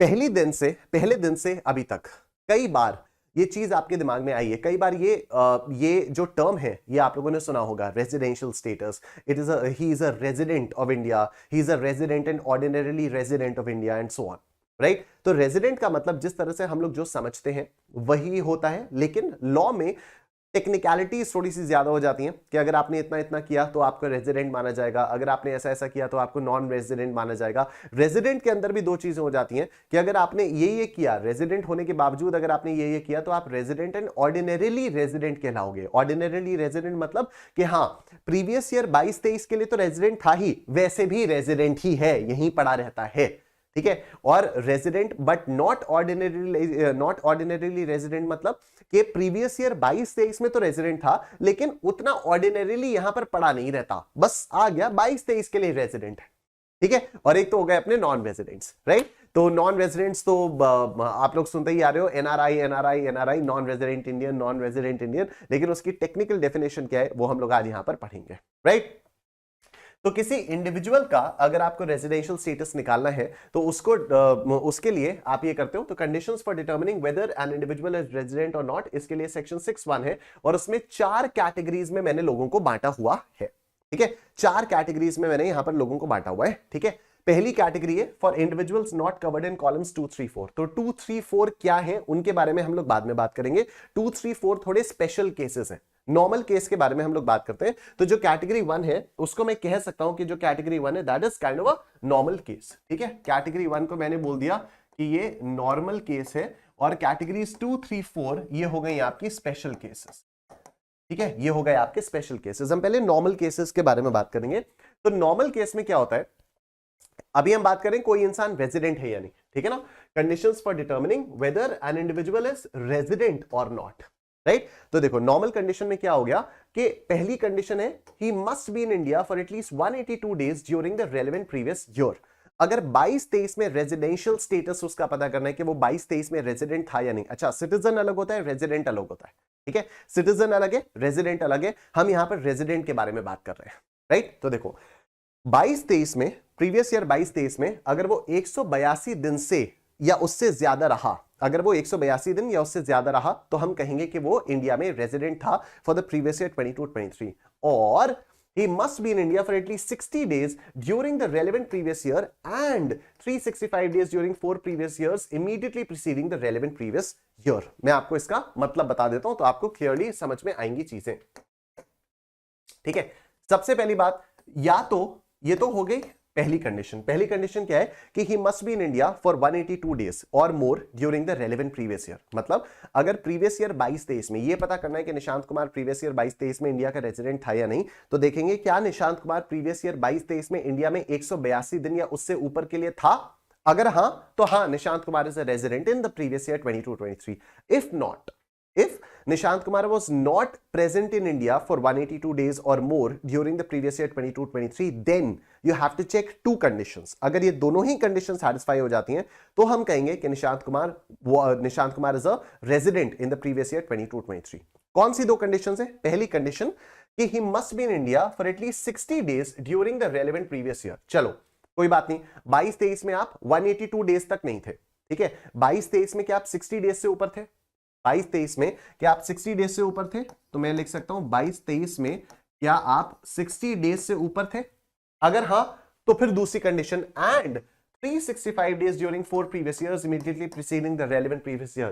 relevant previous year 22-23 है, इसके 4 साल पहले यानी 21-22, 20-21, 19-20 और 18-19, इन चारों सालों का मिलाकर क्या आप 365 दिन से ऊपर थे? इन चारों सालों का मिलाकर क्या आप 365 दिन से ऊपर इंडिया में थे? अगर हां तो आप इंडिया में रेजिडेंट कहलाओगे इन द प्रीवियस ईयर 22-23, ठीक है। ये रेजिडेंट के बारे में बात हो रही है। पहला क्या हो गया कि 182 डेज, अगर आप 182 डेज या उससे ज्यादा के लिए इंडिया में थे तो yes you are a resident. अगर आप 182 डेज से कम के लिए थे तो देखते हैं क्या आप 60 डेज के लिए थे? हां। 60 डेज के साथ साथ क्या आप पिछले 4 सालों में 365 दिन से ज्यादा के लिए थे? हां, तो भी आप रेजिडेंट कहलाओगे, ठीक है। अभी बात सिर्फ रेजिडेंट की चल रही है, ऑर्डिनरीली रेजिडेंट या नॉट ऑर्डिनरीली रेजिडेंट की बात नहीं चल रही है, ठीक है। बात यहां पर सिर्फ रेजिडेंट की चल रही है कि कब बोला जाएगा कि कोई इंडिविजुअल प्रीवियस ईयर 22-23 में रेजिडेंट था, राइट। तो पहला क्या हो गया कि अगर वो 182 डेज या उससे ऊपर के लिए था तब तो हां वो रेजिडेंट है, ठीक है। दूसरा, अगर वो 182 डेज या उससे ऊपर नहीं था तो फिर हम देखेंगे क्या वो 60 डेज से ऊपर था? हां था। अच्छा, साथ ही साथ क्या वो पिछले ईयर के जो प्रीवियस ईयर है उसके पिछले 4 सालों में 365 दिन से ऊपर था? अगर हां तो yes he is a resident, ठीक है। अब दूसरा, तीसरा या चौथा केस, ये नॉर्मल सर्कमस्टांसेस में आप लोगों ने देख लिया। नॉर्मल सर्कमस्टांसेस में how do you determine the residential status of an individual? तो पहला 182 डेज या उससे ऊपर था?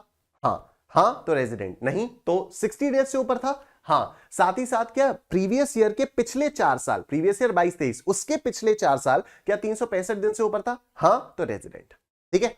अब देखो, for an Indian citizen who leaves India during the relevant previous year for the purpose of employment or as member of crew of Indian ship, ठीक है, एक ऐसा बंदा जो कि इंडिया का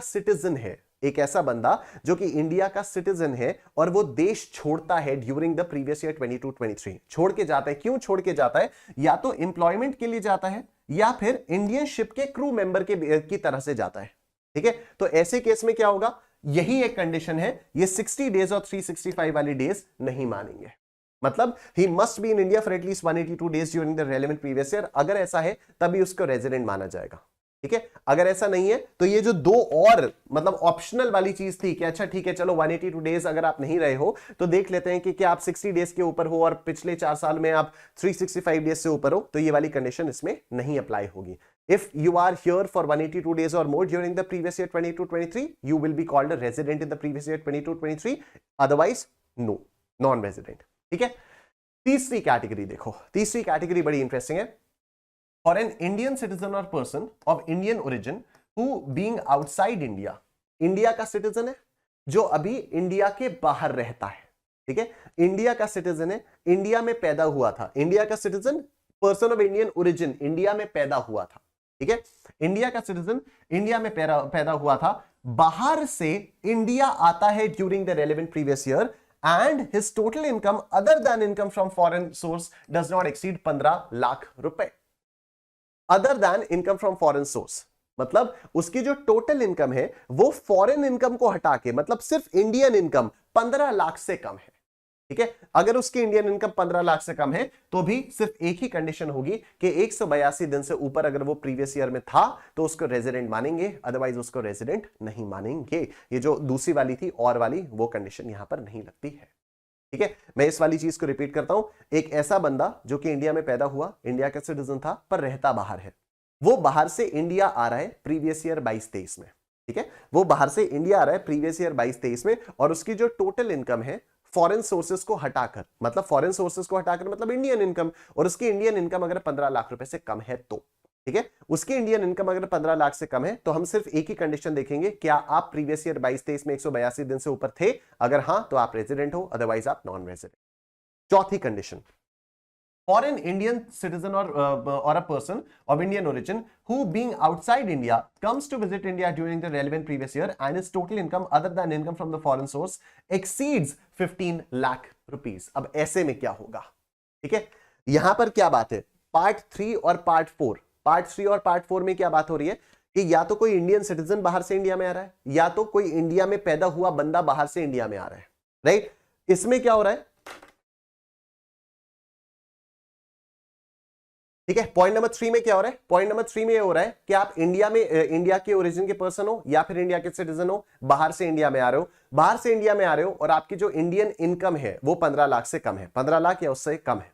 राइट, चौथे केस में क्या हो रहा है कि आप इंडिया के सिटीजन हो या इंडियन ओरिजिन के हो, बाहर से इंडिया में आ रहे हो और आपकी इंडियन इनकम 15 लाख से ज्यादा है. ठीक है, अगर आपकी इनकम 15 लाख या उससे कम है तो फिर आपका ये देखा जाएगा कि 182 days must be in India for at least 182 days. लेकिन अगर आपकी इंडियन इनकम 15 लाख से ज्यादा है तो 182 डेज तो देखा ही जाएगा, लेकिन अगर मान लो 182 डेज वाली कंडीशन फुलफिल नहीं होती है तो फिर must be in India for 120 days or more and less than 182 days during the relevant previous year and 365 days during the 4 previous years immediately preceding the relevant previous.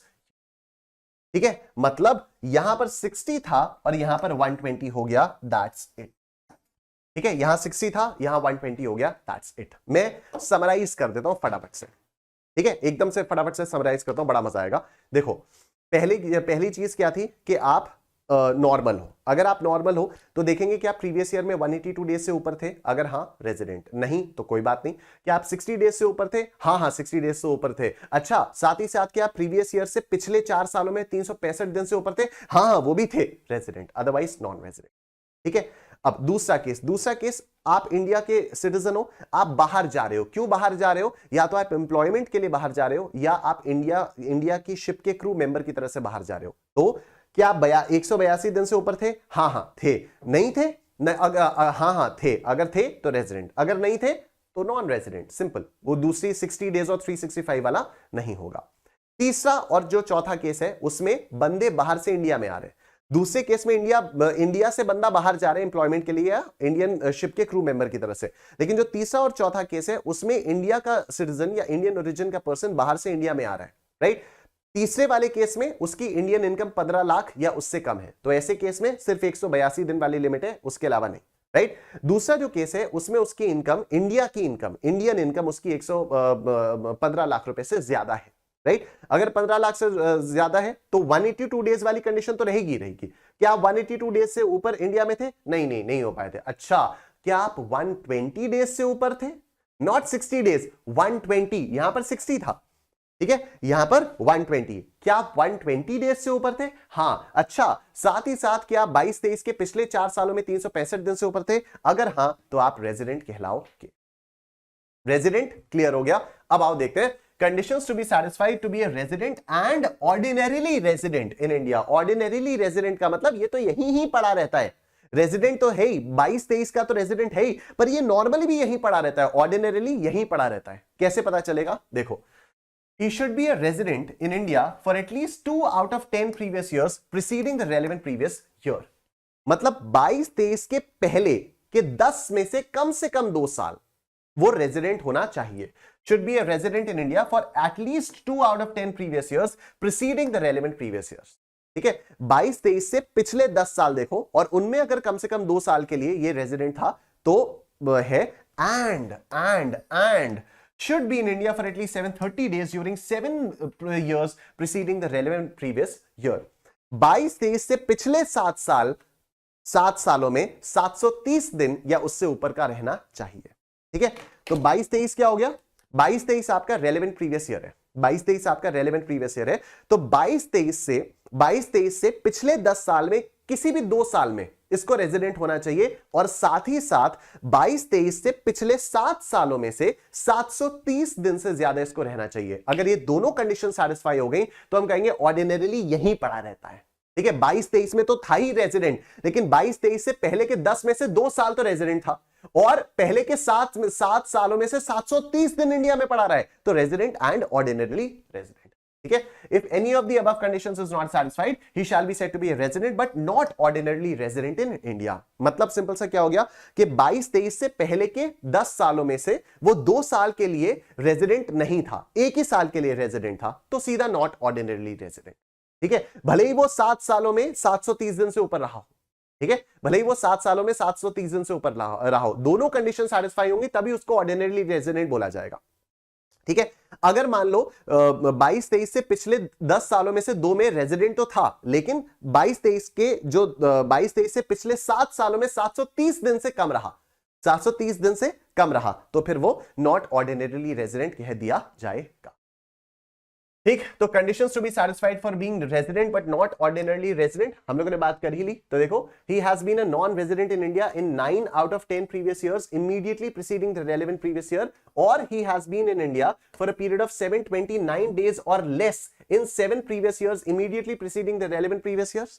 ठीक है, ये वही वाली हो गई जो 2 कंडीशंस हम लोगों ने यहां की कि ये होगा तो ऑर्डिनरीली रेजिडेंट होगा, इसी का उल्टा लिख दिया तो नॉट ऑर्डिनरीली रेजिडेंट हो गया। यहां हमने लिखा था कि 10 में से 2 साल रेजिडेंट होना चाहिए, यहां हमने लिखा कि 10 में से 9 सालों में वो नॉन रेजिडेंट था।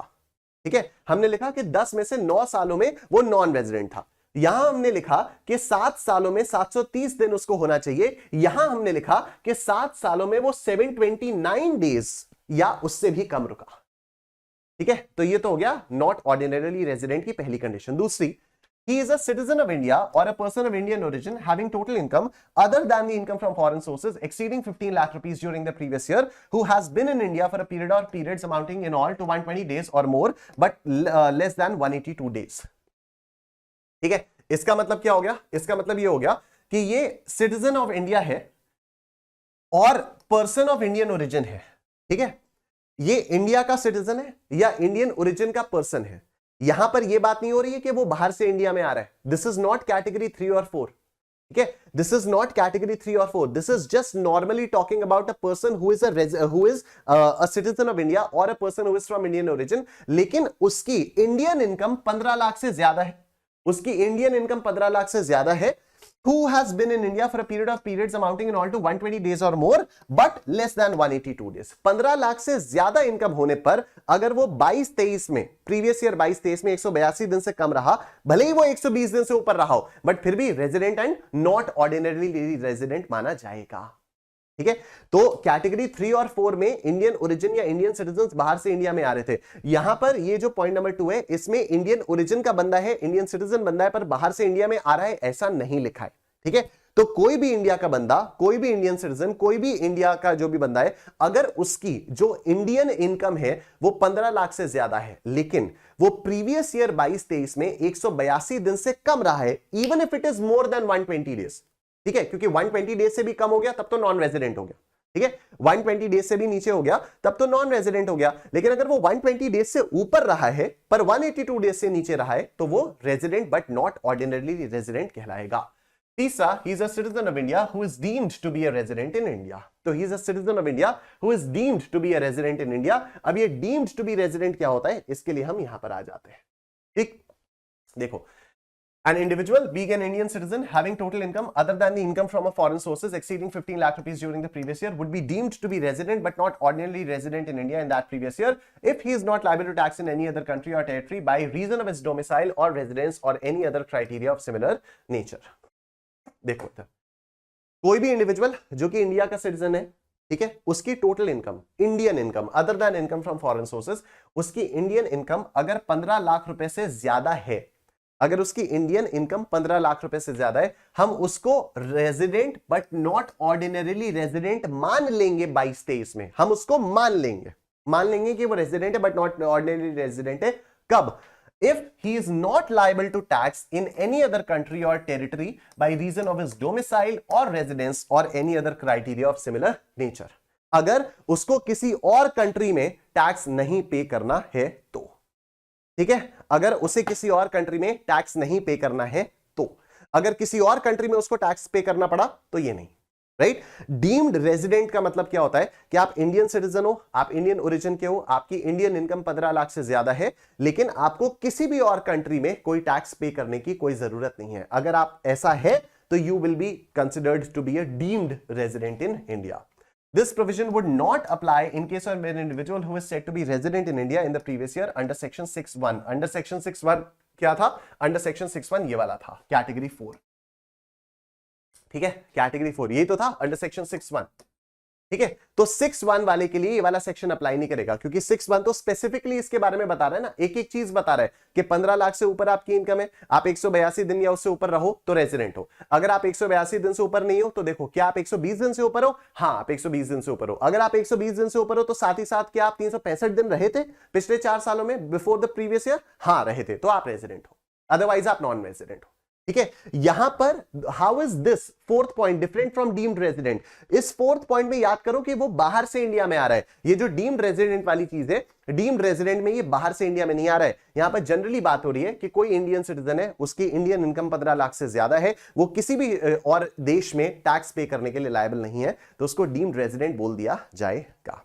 ठीक है, और यहां पर यही देखा कि वो सिटीजन तो है और पर वो डीम्ड टू बी रेजिडेंट है, तो इसको भी resident but not ordinarily resident बोल दिया जाता है. तो RNOR में 3 चीजें हो गई. RNOR में क्या हो गया? एक तो आपने रेजिडेंट देख लिया, रेजिडेंट के बाद OR होने के लिए 2 कंडीशंस थी. ठीक, OR होने के लिए 2 कंडीशंस थी. क्या? 22-23 के पिछले 10 साल में से किसी 2 साल आप इंडिया के रेजिडेंट होने चाहिए. दूसरी एंड 22-23 के पिछले 7 सालों में से 730 दिन से ऊपर आप इंडिया में रहने चाहिए. अगर ये दोनों कंडीशन सैटिस्फाई है तो आप OR हो, अदरवाइज आप NOR हो गए. ठीक है, नॉट ऑर्डिनरीली रेजिडेंट हो गए. ये तो पहली कंडीशन है, to be called as NOR. दूसरी कंडीशन क्या है? दूसरी कंडीशन क्या है? ये है कि आपकी इनकम, इंडियन इनकम, आप इंडिया के आदमी हो, इंडियन इनकम आपकी 15 लाख से ज्यादा है, लेकिन आप इंडिया में 182 दिन से कम रहे, भले ही आप 120 दिन से ऊपर रहे, तो आप RNOR कहलाओगे. तीसरी कंडीशन कि आप डीम्ड रेजिडेंट हो. डीम्ड रेजिडेंट आपको कब बोला जाएगा? जब आप इंडियन ओरिजिन के बंदे हो, आपकी इंडियन इनकम 15 लाख से ज्यादा है और आप किसी भी और देश में पैसा टैक्स पे करने के लिए लायबल नहीं हो, तो आपको भी डीम्ड रेजिडेंट कह दिया जाएगा. ठीक है, आइए देखिए. Brett Lee, an Australian cricket player, visits India for 100 days in every financial year. हर साल 100 दिनों के लिए आता है. This has been his practice for the past 10 financial years. Find out his residential status for the assessment year 23-24. तो assessment year 23-24 के लिए क्या ये रेजिडेंट होगा? तो आओ देखते हैं. ये इंडियन ओरिजिन का बंदा है क्या? इंडियन सिटीजन बंदा है क्या? नहीं है. ठीक है, जो बाहर से इंडिया में आ रहा है, नहीं. कैटेगरी 3-4 आउट हो गई. ठीक है, neither Brett Lee is an Indian citizen nor is he a person of Indian origin. तो कैटेगरीज 3 और 4 आउट हो गई. कैटेगरी 2 क्या थी? कैटेगरी 2 थी कि क्या ये इंडियन ओरिजिन या इंडिया का सिटीजन है जो इंडिया के बाहर जा रहा है? नहीं, ये इंडियन ओरिजिन या इंडिया का सिटीजन नहीं है जो इंडिया के बाहर आ रहा है. कैटेगरी 2 भी आउट हो गई. ठीक है, तो ये कैटेगरी 1 में फॉल कर जाएगा. राइट, अंदर से आवाज नहीं आ रही होगी कि कैटेगरी 1 में इसकी रेजिडेंशियल स्टेटस देखेंगे, लेकिन आपने देखा ना 2, 3, 4 तो एलिमिनेट हो गई. कैटेगरी 3 और 4 क्या थी? इंडिया का सिटीजन या इंडियन ओरिजिन का बंदा बाहर से इंडिया में आ रहा है. भले ये बाहर से इंडिया में आ रहा है, पर क्या ये इंडियन सिटीजन या इंडिया का ओरिजिन है? नहीं. दूसरी का तो 3 और 4 तो आउट हो गई. दूसरी कैटेगरी क्या थी? दूसरी कैटेगरी थी कि क्या ये इंडियन सिटीजन या इंडिया की ओरिजिन का है जो इंडिया से बाहर जा रहे एम्प्लॉयमेंट या इंडिया के क्रू मेंबर की शिप के क्रू मेंबर की तरह? नहीं, तो दूसरी कैटेगरी भी आउट हो गई, तो पहली कैटेगरी में आ गया। पहली कैटेगरी में रेजिडेंट देखने के लिए क्या देखते हैं हम लोग कि क्या प्रीवियस ईयर 22-23 में 182 दिन से ऊपर था? वो तो नहीं था, ठीक है, क्योंकि 100 ही दिन के लिए तो आता है, हर फाइनेंशियल ईयर में 100 दिन के लिए आता है, तो 22-23 में भी 100 ही दिन के लिए आया होगा? नहीं था। चल कोई बात नहीं। क्या 22-23 में 60 दिन से ऊपर था? हाँ, 60 दिन से तो ऊपर था, 60 दिन से ऊपर था।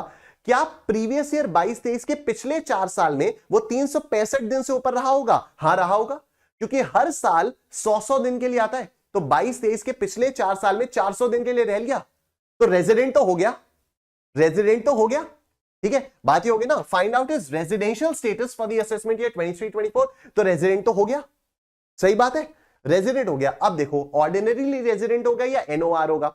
ऑर्डिनरीली रेजिडेंट के लिए दो कंडीशंस देखी जाती हैं।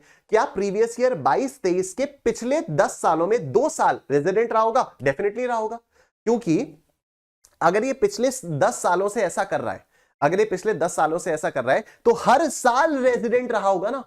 तो 22-23 के पिछले 10 साल अगर आप देखोगे तो उनमें 2 साल तो डेफिनेटली रेजिडेंट रहा होगा। चलो, ये तो पहली कंडीशन थी। एंड क्या 22-23 के पिछले 7 सालों में ये 730 दिन से ऊपर रहा? यहीं पर मात खा गया बेचारा, यहीं पर मात खा गया। क्यों? क्योंकि हर साल तो सिर्फ 100 दिन के लिए आता है, तो 22-23 के पिछले 7 सालों में 700 दिन रहा, 730 दिन नहीं रहा।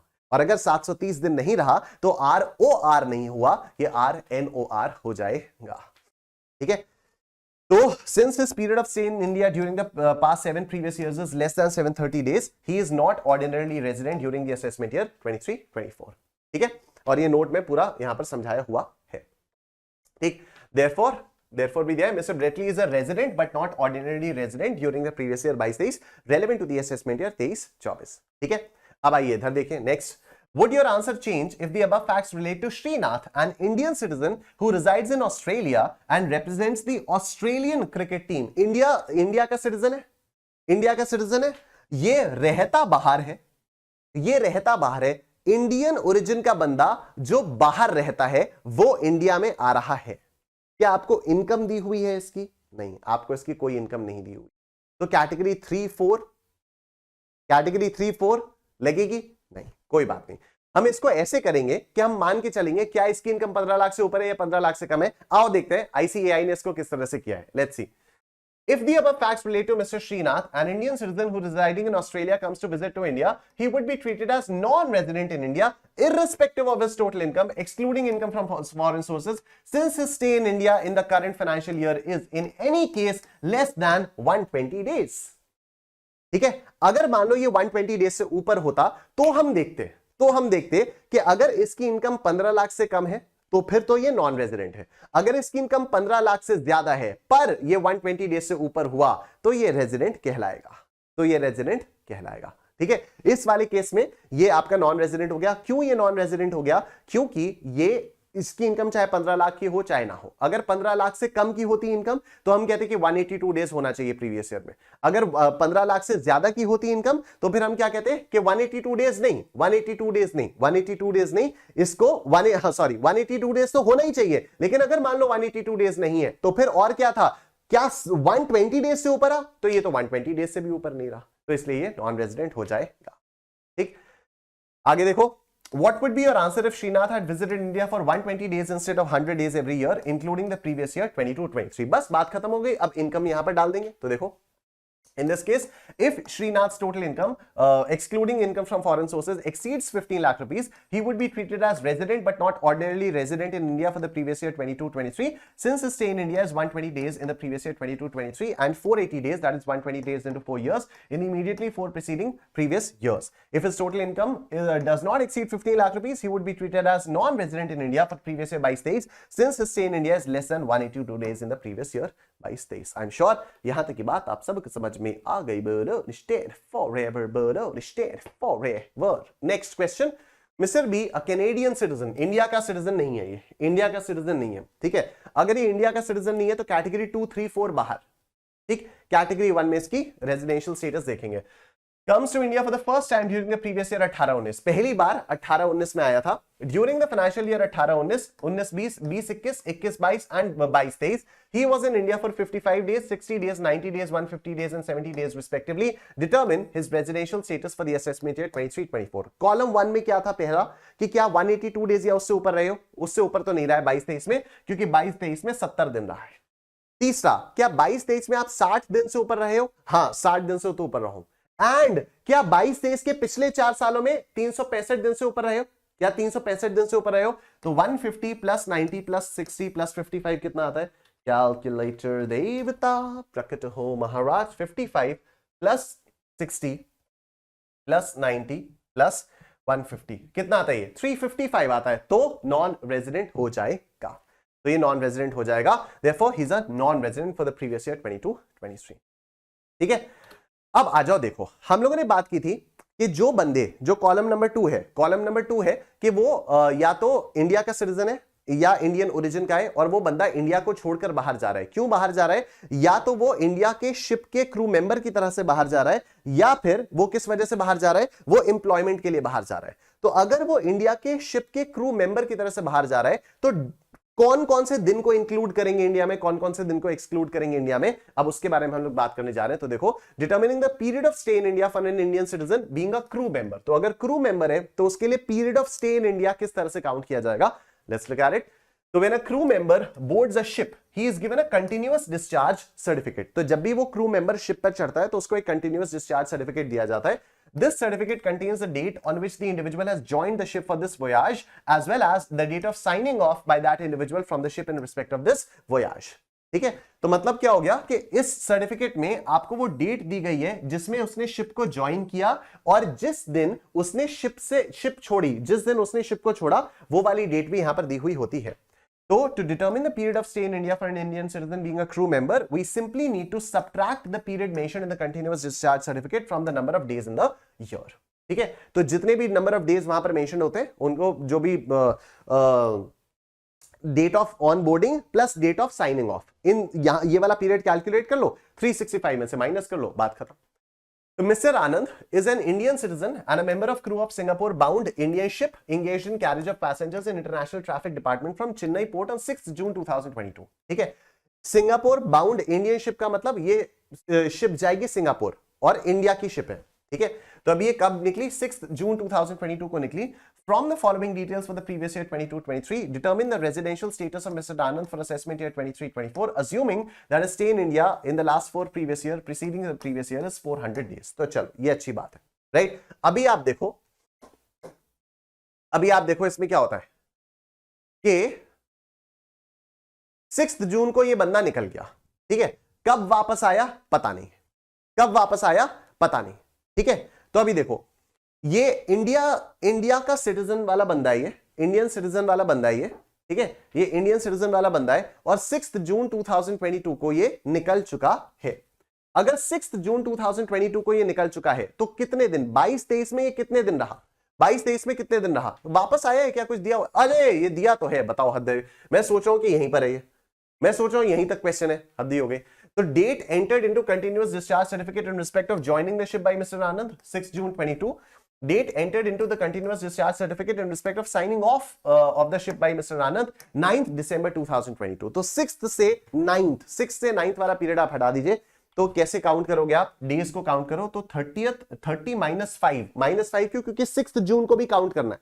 ठीक है. 6 जून को भी आपको काउंट करना है. तो 30 माइनस 5, 25 दिन जून के प्लस 31 दिन जुलाई के, अगस्त, सितंबर, अक्टूबर, नवंबर, दिसंबर के 9 दिन, पूरे के पूरे 9 दिन काउंट होंगे. ठीक है. पूरे 9 दिन. तो ये कितने दिन रहा? ये 187 डेज बाहर रहा है. ये 187 डेज बाहर रहा है. तो 22-23 में इंडिया में कितने दिन रहा? 365 माइनस 187, ये रहा है 178 डेज. तो क्या ये 182 डेज रहा? नहीं, 182 डेज नहीं रहा. और अगर ये 182 डेज नहीं रहा तो फिर क्या हो जाएगा? क्या इसमें और करके दूसरी कंडीशन थी कि अच्छा चल कोई बात नहीं, तो 60 दिन से ऊपर है या 365 दिन से ऊपर है तो फिर हम आपको रेजिडेंट मान लेंगे? नहीं. तो ये आपका नॉन रेजिडेंट कहलाएगा. ठीक है. 6 से 9 दिसंबर वाला आपको माइनस कर देना है और अगर कोई भी इंडियन सिटीजन या इंडियन ओरिजिन वाला कोई भी बंदा इंडिया छोड़ के शिप पर जाता है तो फिर उसके लिए एक ही कंडीशन है, अगर वो 182 डेज या उससे ऊपर इंडिया में रहा तभी उसको रेजिडेंट बोलेंगे, अदरवाइज उसको नॉन रेजिडेंट बोल दिया जाएगा। ठीक, next look at it, residential status of an HUF, Hindu undivided family का रेजिडेंशियल स्टेटस किस तरह से आता है? तो an HUF would be treated would be a resident in India if the control and management of its affairs is situated wholly or partly in India. अगर उसके जो भी अफेयर्स है उसका कंट्रोल एंड मैनेजमेंट, अब ये क्या होता है इसमें अभी हम लोगों को घुसने की जरूरत नहीं है, क्वेश्चन में आपको दिया हुआ रहेगा कि इस HUF का कंट्रोल एंड मैनेजमेंट इंडिया में है। ठीक है, तो देखो अगर किसी भी HUF का कंट्रोल एंड मैनेजमेंट, उसके अफेयर्स का कंट्रोल एंड मैनेजमेंट इंडिया में है तो फिर वो उसको रेजिडेंट बोल दिया जाएगा। If the control and management of the affairs is situated Holi outside India it would become a non resident. तो अगर पूरी तरह से उसके अफेयर्स का जो कंट्रोल एंड मैनेजमेंट वो इंडिया के बाहर है तो उसको नॉन रेजिडेंट बोल दिया जाएगा। If the HUF is a resident, then the satisfaction or otherwise of additional conditions by Karta would determine whether the HUF is ROR or RNOR. तो HUF जो है वो रेजिडेंट तो निकल आई, अब वो ऑर्डिनरली रेजिडेंट है या नॉट ऑर्डिनरली रेजिडेंट है, उसके लिए हम ये देखेंगे कि HUF का जो कर्ता होता है, मतलब HUF का जो मेन बंदा होता है, जैसे निशांत कुमार HUF का कर्ता कौन? निशांत कुमार। अरुण कुमार HUF का कर्ता कौन? अरुण कुमार। सुरेंद्र कुमार गर्ग HUF का कर्ता कौन? Surendra Kumar. Surendra Kumar is the name of my grandfather, Arun Kumar is the name of my father. ठीक है, तो इनका कर्ता कौन? ये लोग हो जाएंगे। निशांत कुमार HUF का कर्ता निशांत कुमार, राइट। तो मैं अगर रेजिडेंट एंड ऑर्डिनरली रेजिडेंट हूं तो मेरी HUF भी ROR हो जाएगी, मैं अगर RNOR हूं तो मेरी HUF भी RNOR हो जाएगी। If Karta satisfies both the additional conditions, then HUF would also be ROR, otherwise the HUF would be RNOR. ठीक है, आओ देखते हैं।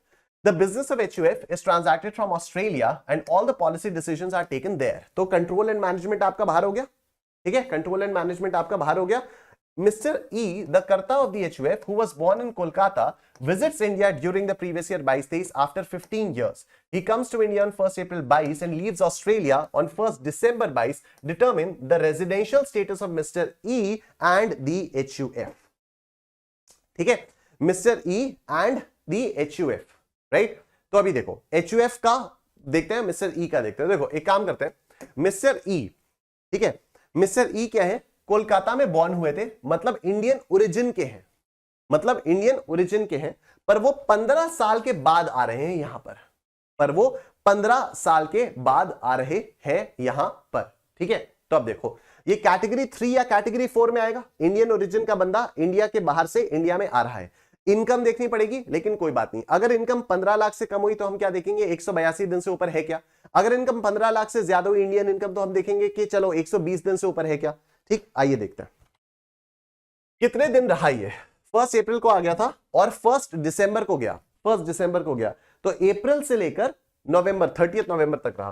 तो 30 दिन अप्रैल के, मई, जून, जुलाई, अगस्त, सितंबर, अक्टूबर, नवंबर, 244 डेज ये इंडिया में रहा। और जैसे ये 244 डेज इंडिया में रहा तो चाहे इसकी इंडियन इनकम 15 लाख से कम हो, चाहे इसकी इंडियन इनकम 15 लाख से ज्यादा हो, ये रेजिडेंट तो हो ही जाएगा, ये रेजिडेंट तो जो है वो तो हो ही जाएगा। लेकिन ऑफ कोर्स क्योंकि 15 साल बाद इंडिया में आ रहा है तो प्रीवियस ईयर 22-23 के पिछले 10 सालों में से 2 साल ना तो रेजिडेंट रहा होगा, ना ही पिछले 7 साल में से 720 दिन से ऊपर रहा होगा। तो ये क्लियरली मिस्टर ई जो है वो तो RNOR है। ठीक है, RNOR है। तो during the previous year 22-23 mister E has stayed in India for 245 days, therefore अच्छा ये 1 दिसंबर को भी यहां पर काउंट किया गया है, तो ठीक है आप भी काउंट कर लेना, जिस दिन वो आया जिस दिन वो गया उस दिन को भी काउंट किया गया। ठीक है, therefore he is a resident. However, since he has come to India after 15 years, he does not satisfy the condition of being ordinarily resident. Therefore, the residential status of Mr. E for the previous year 22-23 is resident but not ordinarily resident. ठीक है, अब HUF के बारे में बात करते हैं। HUF clearly आपकी नॉन रेजिडेंट है क्योंकि इसके अफेयर्स का जो कंट्रोल एंड मैनेजमेंट है वो इंडिया के बाहर देखा जा रहा है। So since the business of HUF is transacted from Australia and the policy decisions are taken there, it is assumed that the control and management is in Australia. That is, the control and management is wholly outside India. Therefore, HUF is a non-resident for the previous year 22. ठीक है जी, आइए फटाफट से बाकी चीजें निपटाते हैं। Residential status of firms, AOPs, BOIs, तो अगर फर्म्स एओपीज बीओआईज हैं तो इसमें क्या हो जाता है, तो फर्म एओपी और BOI would be resident in India if the control and management of its affairs is situated wholly or partly in India. अगर पूरी तरह से या अगर या तो आधी अधूरी तरीके से या पूरी तरह से इंडिया में है तो उसको रेजिडेंट बोल दिया जाएगा। If the control and management of the affairs is situated Holi outside India they would become non resident. अगर उसके अफेयर्स का पूरा कंट्रोल एंड मैनेजमेंट पूरी तरह से इंडिया के बाहर है तभी उसको नॉन रेजिडेंट बोला जाएगा। यहां पर ROR वाला पंगा नहीं है, ठीक। उसके बाद कंपनीज के केस में भी क्या हो जाएगा, कंपनीज के केस में अगर किसी कंपनी का place of effective management India में है, ठीक है, अगर वो कंपनी क्या है, a company would be a resident in India if in any previous year if it is an Indian company or its place of effective management in that year is in India. तो या तो वो Indian company है या फिर उसका place of effective management India में है, अगर ये है तो फिर वो कंपनी रेजिडेंट हो जाएगी, अदरवाइज वो हो जाएगी नॉन रेजिडेंट हो जाएगी। मतलब अगर वो इंडियन कंपनी भी नहीं है और साथ ही साथ उसका पोयम इंडिया में नहीं है तो फिर वो आपकी नॉन रेजिडेंट हो जाएगी। Next, residential status of local authorities and artificial juridical persons. तो रेजिडेंट कौन होंगे, local authorities and artificial juridical persons would be resident in India if the control and management of its affairs is situated wholly or partly in India. Same चीज, non-resident where the control and management of the affairs is situated wholly outside India they would become non-residents, ठीक है, simple। scope of total income, now this is interesting। scope of total income, scope of total income मतलब अगर आप resident हो तो आपकी कौन कौन सी इनकम पर इंडियन गवर्नमेंट टैक्स लेगी, अगर आप ROR हो तो कौन सी पे लेगी, अगर आप RNOR हो तो कौन सी पे लेगी, और अगर आप नॉन रेजिडेंट हो तो आपकी कौन कौन सी इनकम पर इंडियन गवर्नमेंट टैक्स लेगी। That is known as scope of total income, ठीक है, that is known as scope of total income. हाँ जी, तो अगर आप रेजिडेंट हो तो आपकी कौन कौन सी इनकम टैक्सेबल है, अगर आप RNOR हो तो आपकी कौन कौन सी इनकम टैक्सेबल है, अगर आप NR हो तो आपकी इंडियन गवर्नमेंट कौन कौन सी इनकम पर टैक्स लेगी, वो हम सेक्शन 5 में बात करेंगे। तो देखो, अगर आप ROR हो ना, अगर आप रेजिडेंट और ऑर्डिनरीली रेजिडेंट हो तो आपकी ग्लोबल इनकम जो है वो टैक्सेबल हो जाती है। पूरे देश, पूरे विश्व की, पूरे वर्ल्ड में कहीं से भी अगर आप कोई भी इनकम कमा रहे हो तो उस पर आपको इंडियन गवर्नमेंट को टैक्स देना होगा। नेक्स्ट, RNOR में क्या होता है, इनकम विच इज रिसीव्ड या डीम्ड टू बी रिसीव्ड या अक्रूड और अरिजन या deemed to accrue or arise in India, वो टैक्स होगी। And income which accrues or arise outside India being derived from a business controlled in or profession setup in India, ठीक है। तो अब बस इतना देखो, यहां पर क्या है, जो इनकम आपकी या तो रिसीव हुई है, या तो रिसीव हुई मानी गई है, या तो पैदा हुई है, या तो अराइज हुई है, या तो पैदा या अराइज हुई मानी गई है इंडिया में, वो इनकम इंडियन गवर्नमेंट टैक्स लेगी, उस पे इंडियन गवर्नमेंट टैक्स लेगी। एंड जो भी इनकम आपकी इंडिया के बाहर भी अगर अक्रू या अराइज हुई है, लेकिन इस इनकम का सोर्स क्या है, इस इनकम का सोर्स है कोई भी बिजनेस या प्रोफेशन जो कि इंडिया में सेटअप है या इंडिया से कंट्रोल्ड है, ठीक है। तो पहली बात क्या हुआ, पहली बात यहां पर क्या हुई, RNOR के केस में क्या हुआ कि इनकम या तो आपकी इंडिया में रिसीव हुई या रिसीव हुई मानी गई, ठीक, या तो आपकी इनकम जो है इंडिया में अक्रू हुई या अराइज हुई, या फिर अक्रू या अराइज हुई मानी गई, वो तो इंडिया में टैक्सेबल होगी। एंड अगर कोई इनकम आपकी अक्रू या अराइज बाहर भी हुई है, अगर कोई इनकम आपकी अक्रू या अराइज बाहर भी हुई है लेकिन उसका सोर्स इंडिया था, मतलब it is from a business or profession setup in India, तो उसको भी RNOR से टैक्स हम लोग कर लेंगे। और NR के केस में सिर्फ इतना होगा, मतलब ये वाली जो चीज है वो NR के केस में नहीं आ जाएगी। ये कितना, या तो इंडिया आपकी इनकम आपकी रिसीव हुई, या तो रिसीव हुई मानी गई, या तो अक्रू या अराइज हुई, या अक्रू या अराइज हुई मानी गई। अक्रू या अराइज हुई मानी गई, क्या बोलेंगे, किसको बोलेंगे कि इसको हम मानेंगे कि इंडिया में अक्रू या अराइज हो रही है। तो देखो, income deemed to accrue or arise in India, इस पर आपका पूरा सेक्शन 9 है और इससे रिलेटेड चार्ट आप अपने नोट्स में देख सकते हो, ठीक है। तो इनकम अक्रूइंग, ये income deemed to accrue or arise in India, तो ये सारी चीजें हैं जिनको हम मानेंगे कि ये इनकम जो है वो इंडिया में अक्रू या अराइज हुई है, deemed to accrue or arise, ठीक। देखो, इनकम अक्रूइंग और अराइजिंग आउटसाइड इंडिया डायरेक्टली और इनडायरेक्टली थ्रू और from any business connection in India, any property or asset or a source of income in India, या transfer of capital asset situated in India, ठीक है। अगर ये 3 conditions है तो माना जाएगा कि इनकम जो भी है वो आपकी अक्रू या अराइज इंडिया में हुई है। दूसरा, salary earned for services rendered in India, अगर आपने इंडिया में सैलरी इंडिया में आपने सर्विस रेंडर की, उससे आपको सैलरी मिल रही है, तो भले ही वो बाहर मिल रही है but it will be deemed to accrue or arise in India, मान लिया जाएगा वो इंडिया से, क्योंकि वो इंडिया में आपने काम करके कमाया ना। Salary payable by the government to Indian citizen for services rendered outside India, मैं इंडिया का सिटीजन हूं, मैं यूएस में जाके काम कर रहा हूं, उसके लिए मुझे भारत सरकार पैसा दे रही है, deemed to accrue or arise in India, even though it is received outside India but it will be deemed to accrue or arise in India. Dividend paid by Indian company outside India, TCS में पैसा लगाया, TCS के share से dividend मिला, पर मैं बाहर था तो बाहर मिला, लेकिन इनकम इंडिया की कंपनी से मेरे को डिविडेंड मिला।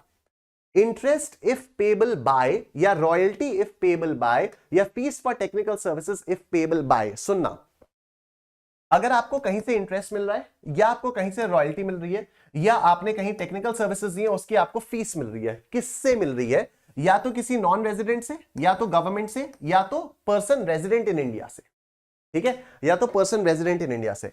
अच्छा, नॉन रेजिडेंट से अगर आपको ये चीज मिल रही है तो उसमें दो चीजें और है, if money is borrowed and used for purpose of business or profession carried on in India, right, अगर पैसा बोरो किया गया और उसका यूटिलाइजेशन किया बिजनेस और प्रोफेशन के लिए जो कि इंडिया का है, राइट, तो उस पे अगर आपको इंटरेस्ट मिल रहा है, अगर उस पे इंटरेस्ट मिल रहा है, भले ही बाहर मिल रहा हो, but it will be deemed to accrue or arise in India. देखो, आप लोग अभी जैसे जैसे क्वेश्चंस करोगे ना, तो आपको बहुत आसानी से सारी चीजें समझ में आएंगी। अभी थोड़ा सा थियोरेटिकल पोर्शन चल रहा है, आप बस इसको एक बार सुन के रख लो दिमाग में।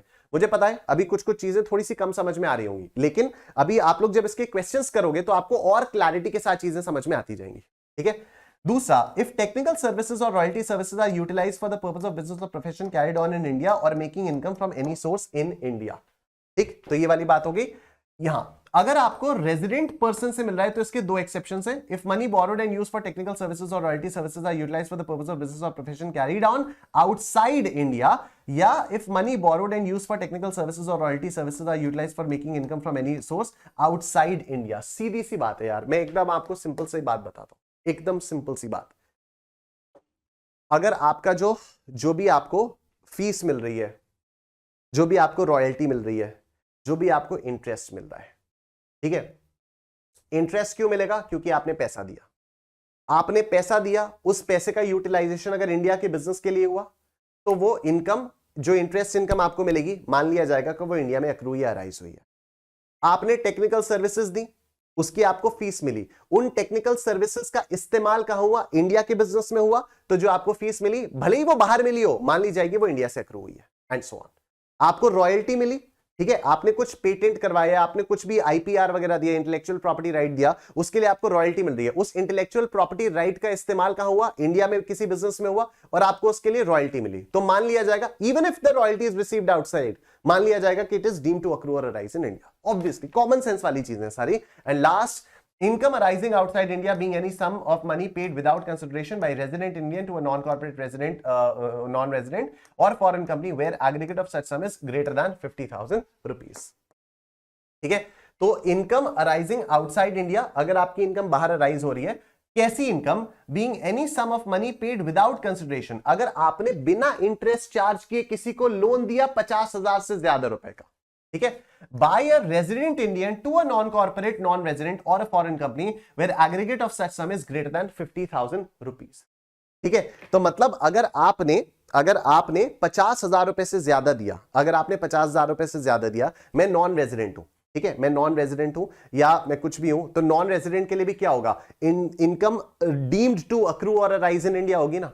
तो मैंने क्या किया, एक रेजिडेंट बंदे से लोन लिया 50,000 रुपए का, उस पर मुझे कोई इंटरेस्ट नहीं पे करना है, ठीक है, मैं नॉन रेजिडेंट हूं, मैंने एक रेजिडेंट बंदे से 50,000 रुपए का लोन लिया, मेरे को उस पर कोई इंटरेस्ट नहीं पे करना। अब जब मैं उस पर कोई इंटरेस्ट नहीं पे करूंगा तो इस 50,000 रुपए को मेरी इनकम मान ली जाएगी, सिंपल एज दैट। ठीक है, तो ये सारे केसेस हैं। अभी मुझे पता है आप में से कई सारे लोगों के इसमें कई सारे कंफ्यूजन होंगे, कुछ कंफ्यूजन होंगे, बिल्कुल परेशान होने वाली बात नहीं है। I have included more than enough questions in your notes for you to be able to understand everything clearly. तो बहुत आराम से करो, बहुत सब कुछ आराम से समझ में आ जाएगा। नोट्स क्या है आपके? Allowances or perquisites paid or allowed as such outside India by government to a citizen of India for rendering service outside India is exempt under section 10(7). तो अगर आपको इंडियन गवर्नमेंट से कोई भी अलाउंस या परक्विजिट मिलता है उस पर कोई टैक्स नहीं लगेगा। Fees for technical services includes any consideration for rendering any managerial, technical or consultancy services. Common sense. Income by way of inter alia fees for technical services from services utilized in India would be deemed to accrue or arise in India in case of a non-resident and be included in his total income, whether or not such services were rendered in India or whether or not the non-resident has a residence or place of business or business connection in India. आप non-resident हो, आप अगर India में business करके पैसा कमा रहे हो तो income will be deemed to accrue or arise in India. सीधी सी बात है, हम जैसे जैसे क्वेश्चंस करेंगे आपको क्लैरिटी के साथ चीजें समझ में आती रहेंगी। ठीक है, तो अब एक क्वेश्चन में बस मैं आप लोगों को दिखा दे रहा हूं, सिर्फ ये वाला क्वेश्चन मैं करके दिखाऊंगा। ठीक है, इसके आगे वाले जितने भी क्वेश्चंस हैं वो आप अपने आप से कर सकते हो। अब और इसमें कुछ बचा हुआ है ही नहीं, बस एक क्वेश्चन भी मैं आप लोगों को इसलिए करके दिखा रहा हूं जिससे आपको जो भी अभी थोड़ा बहुत अगर डर भी लग रहा होगा ना तो वो डर आप लोगों का एकदम क्लियर हो जाएगा, वो डर आप लोगों का एकदम सॉर्टेड हो जाएगा। ठीक है, आओ देखते हैं। पहला ये क्या है, From the following particulars of income furnished by Mr. Anirudh pertaining to the year ended 31st March 23, compute the total income for the assessment year 23-24 if he is a resident and ordinarily resident. अगर वो resident and ordinarily resident है, resident but not ordinarily resident और non resident, तो एक काम करेंगे, ये 3 columns बना लिए हमने। ठीक है, 3 कॉलम्स बना लिए। अब आओ ये 1 2 3 4 5 चीजें आपको दी हुई हैं, देखते हैं कौन कौन सी इनकम सिर्फ आरओआर के लिए टैक्सेबल होगी। देखो आरओआर के लिए तो सारी टैक्सेबल होंगी, कौन कौन सी चीजें आरएनओआर के लिए टैक्सेबल होंगी और कौन कौन सी चीजें एनआर के लिए ही टैक्सेबल होंगी। ठीक है, देखो short term capital gains on sale of shares of Indian company received in Germany. अच्छा, इंडिया की कंपनी के शेयर्स को बेचने से शॉर्ट टर्म कैपिटल गेन हुआ तो ये इंडिया, ये जो इनकम है ऑब्वियसली मतलब कॉमन सेंस लगाकर हो रहा है ना कि ये एनआर के हाथ में भी टैक्सेबल होगी, आरएनओआर के हाथ में भी टैक्सेबल होगी। कॉमन सेंस, बाकी टेक्निकलिटी में तो घुसना ही नहीं है। ठीक है, ये तो कॉमन सेंस से समझ में आ रहा है ना। जर्मनी में आपको पैसा मिला, क्यों पैसा मिला? क्योंकि इंडियन कंपनी के शेयर से आपको कैपिटल गेन्स हुआ। तो चाहे आप रेजिडेंट हो, चाहे एनओआर हो, चाहे आप नॉन रेजिडेंट हो, टैक्सेबल हो जाएगा। तो 15,000 और 15,000, ये सारे कॉमन सेंस वाले क्वेश्चंस हैं। ठीक है, इधर देखो, dividend from a Japanese company received in Japan. अब देखो आरओआर के लिए तो ये 10,000 टैक्सेबल होगा, क्यों? क्योंकि आरओआर की तो ग्लोबल इनकम टैक्सेबल है, तो आरओआर के लिए ये 10,000 रुपए टैक्सेबल हो जाएगा। क्या आरएनओआर के लिए टैक्सेबल होगा? अच्छा, आरएनओआर के लिए क्या होता है? क्या इनकम अराइज हुई इंडिया में? नहीं, जापानीज कंपनी है। क्या इनकम डीम्ड टू अराइज भी मानी जाएगी? नहीं ना, जापानीज कंपनी से डिविडेंड मिला है। जापानीज कंपनी का इंडिया से क्या कनेक्शन? कोई कनेक्शन नहीं है। तो अगर आप आरएनओआर हो तो इट वोंट बी टैक्सेबल, अगर आप एनआर हो तब भी it won't be taxable. Simple, India से कोई इसका कनेक्शन ही नहीं है। ठीक है ना, इधर देखो, rent from property in London deposited in a bank in London later on remitted to India through approved banking channels। ठीक है, अब देखो प्रॉपर्टी कहां की है? प्रॉपर्टी लंदन की है। लंदन की प्रॉपर्टी से रेंट मिल रहा है, उसको लंदन के बैंक में किया, उस पैसे को अगर इंडिया में ला रहे हो तो इसका मतलब ये थोड़ी कि इंडिया में रिसीव हुआ वो पैसा। ठीक है, प्रॉपर्टी कहां है? लंदन में है।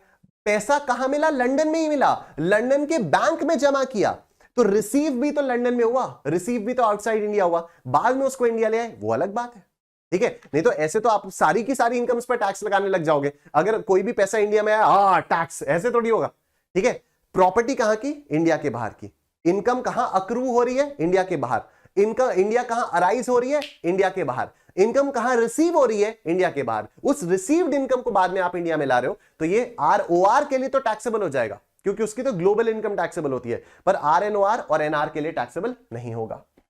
तो यहां पर ये 75,000 रुपए यहां तो टैक्सेबल हो जाएगा, इन दोनों में टैक्सेबल नहीं होगा। इधर देखो, dividend from RP limited and Indian company, Indian company से तो तीनों में टैक्सेबल हो जाएगा। 6,000 और ये 6,000। ठीक है, उसके बाद agricultural income in land in Gujarat. अच्छा, एग्रीकल्चरल इनकम गुजरात में मतलब इंडिया में तो वो तो एग्जेम्प्ट हो जाती है, तो वो आपकी एग्जेम्प्ट हो जाएगी तीनों के केस में, क्योंकि इंडिया में एग्रीकल्चरल इनकम आपकी एग्जेम्प्ट हो जाती है। ठीक है, तो बस अब आप इसका टोटल कर सकते हो और दैट्स इट। अच्छा, एक काम यहां पर जो थोड़ी सी गड़बड़ी हो गई है वो ये है, ये जो रेंट आपको मिला ना आरओआर के लिए, ये income from let out property मिला, तो इस पे 30% का स्टैंडर्ड डिडक्शन लगेगा। ठीक है, आरओआर के लिए तो टैक्सेबल तो होगा ही, लेकिन इस पर भी 30% का स्टैंडर्ड डिडक्शन लग जाएगा।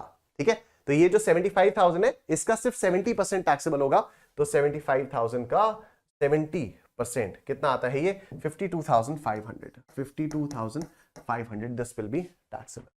ठीक है, तो ये हो गया आपका 15,000 plus 10,000 plus 52,500 plus 6,000 this is 83,500, 83,500। इधर क्या है 15 प्लस 6, 15 प्लस 6 इज व्हाट 21,000 और इधर भी 21,000। ठीक, यहां पर यही है रेंट रिसीव्ड, इसको 75,000 नेट एनुअल वैल्यू मान लेंगे और इसका 30% कितना आता है 75,000 का 30% कितना आता है, ये आ जाता है आपका 22,500, 22,500। तो 75,000 माइनस ये 52,500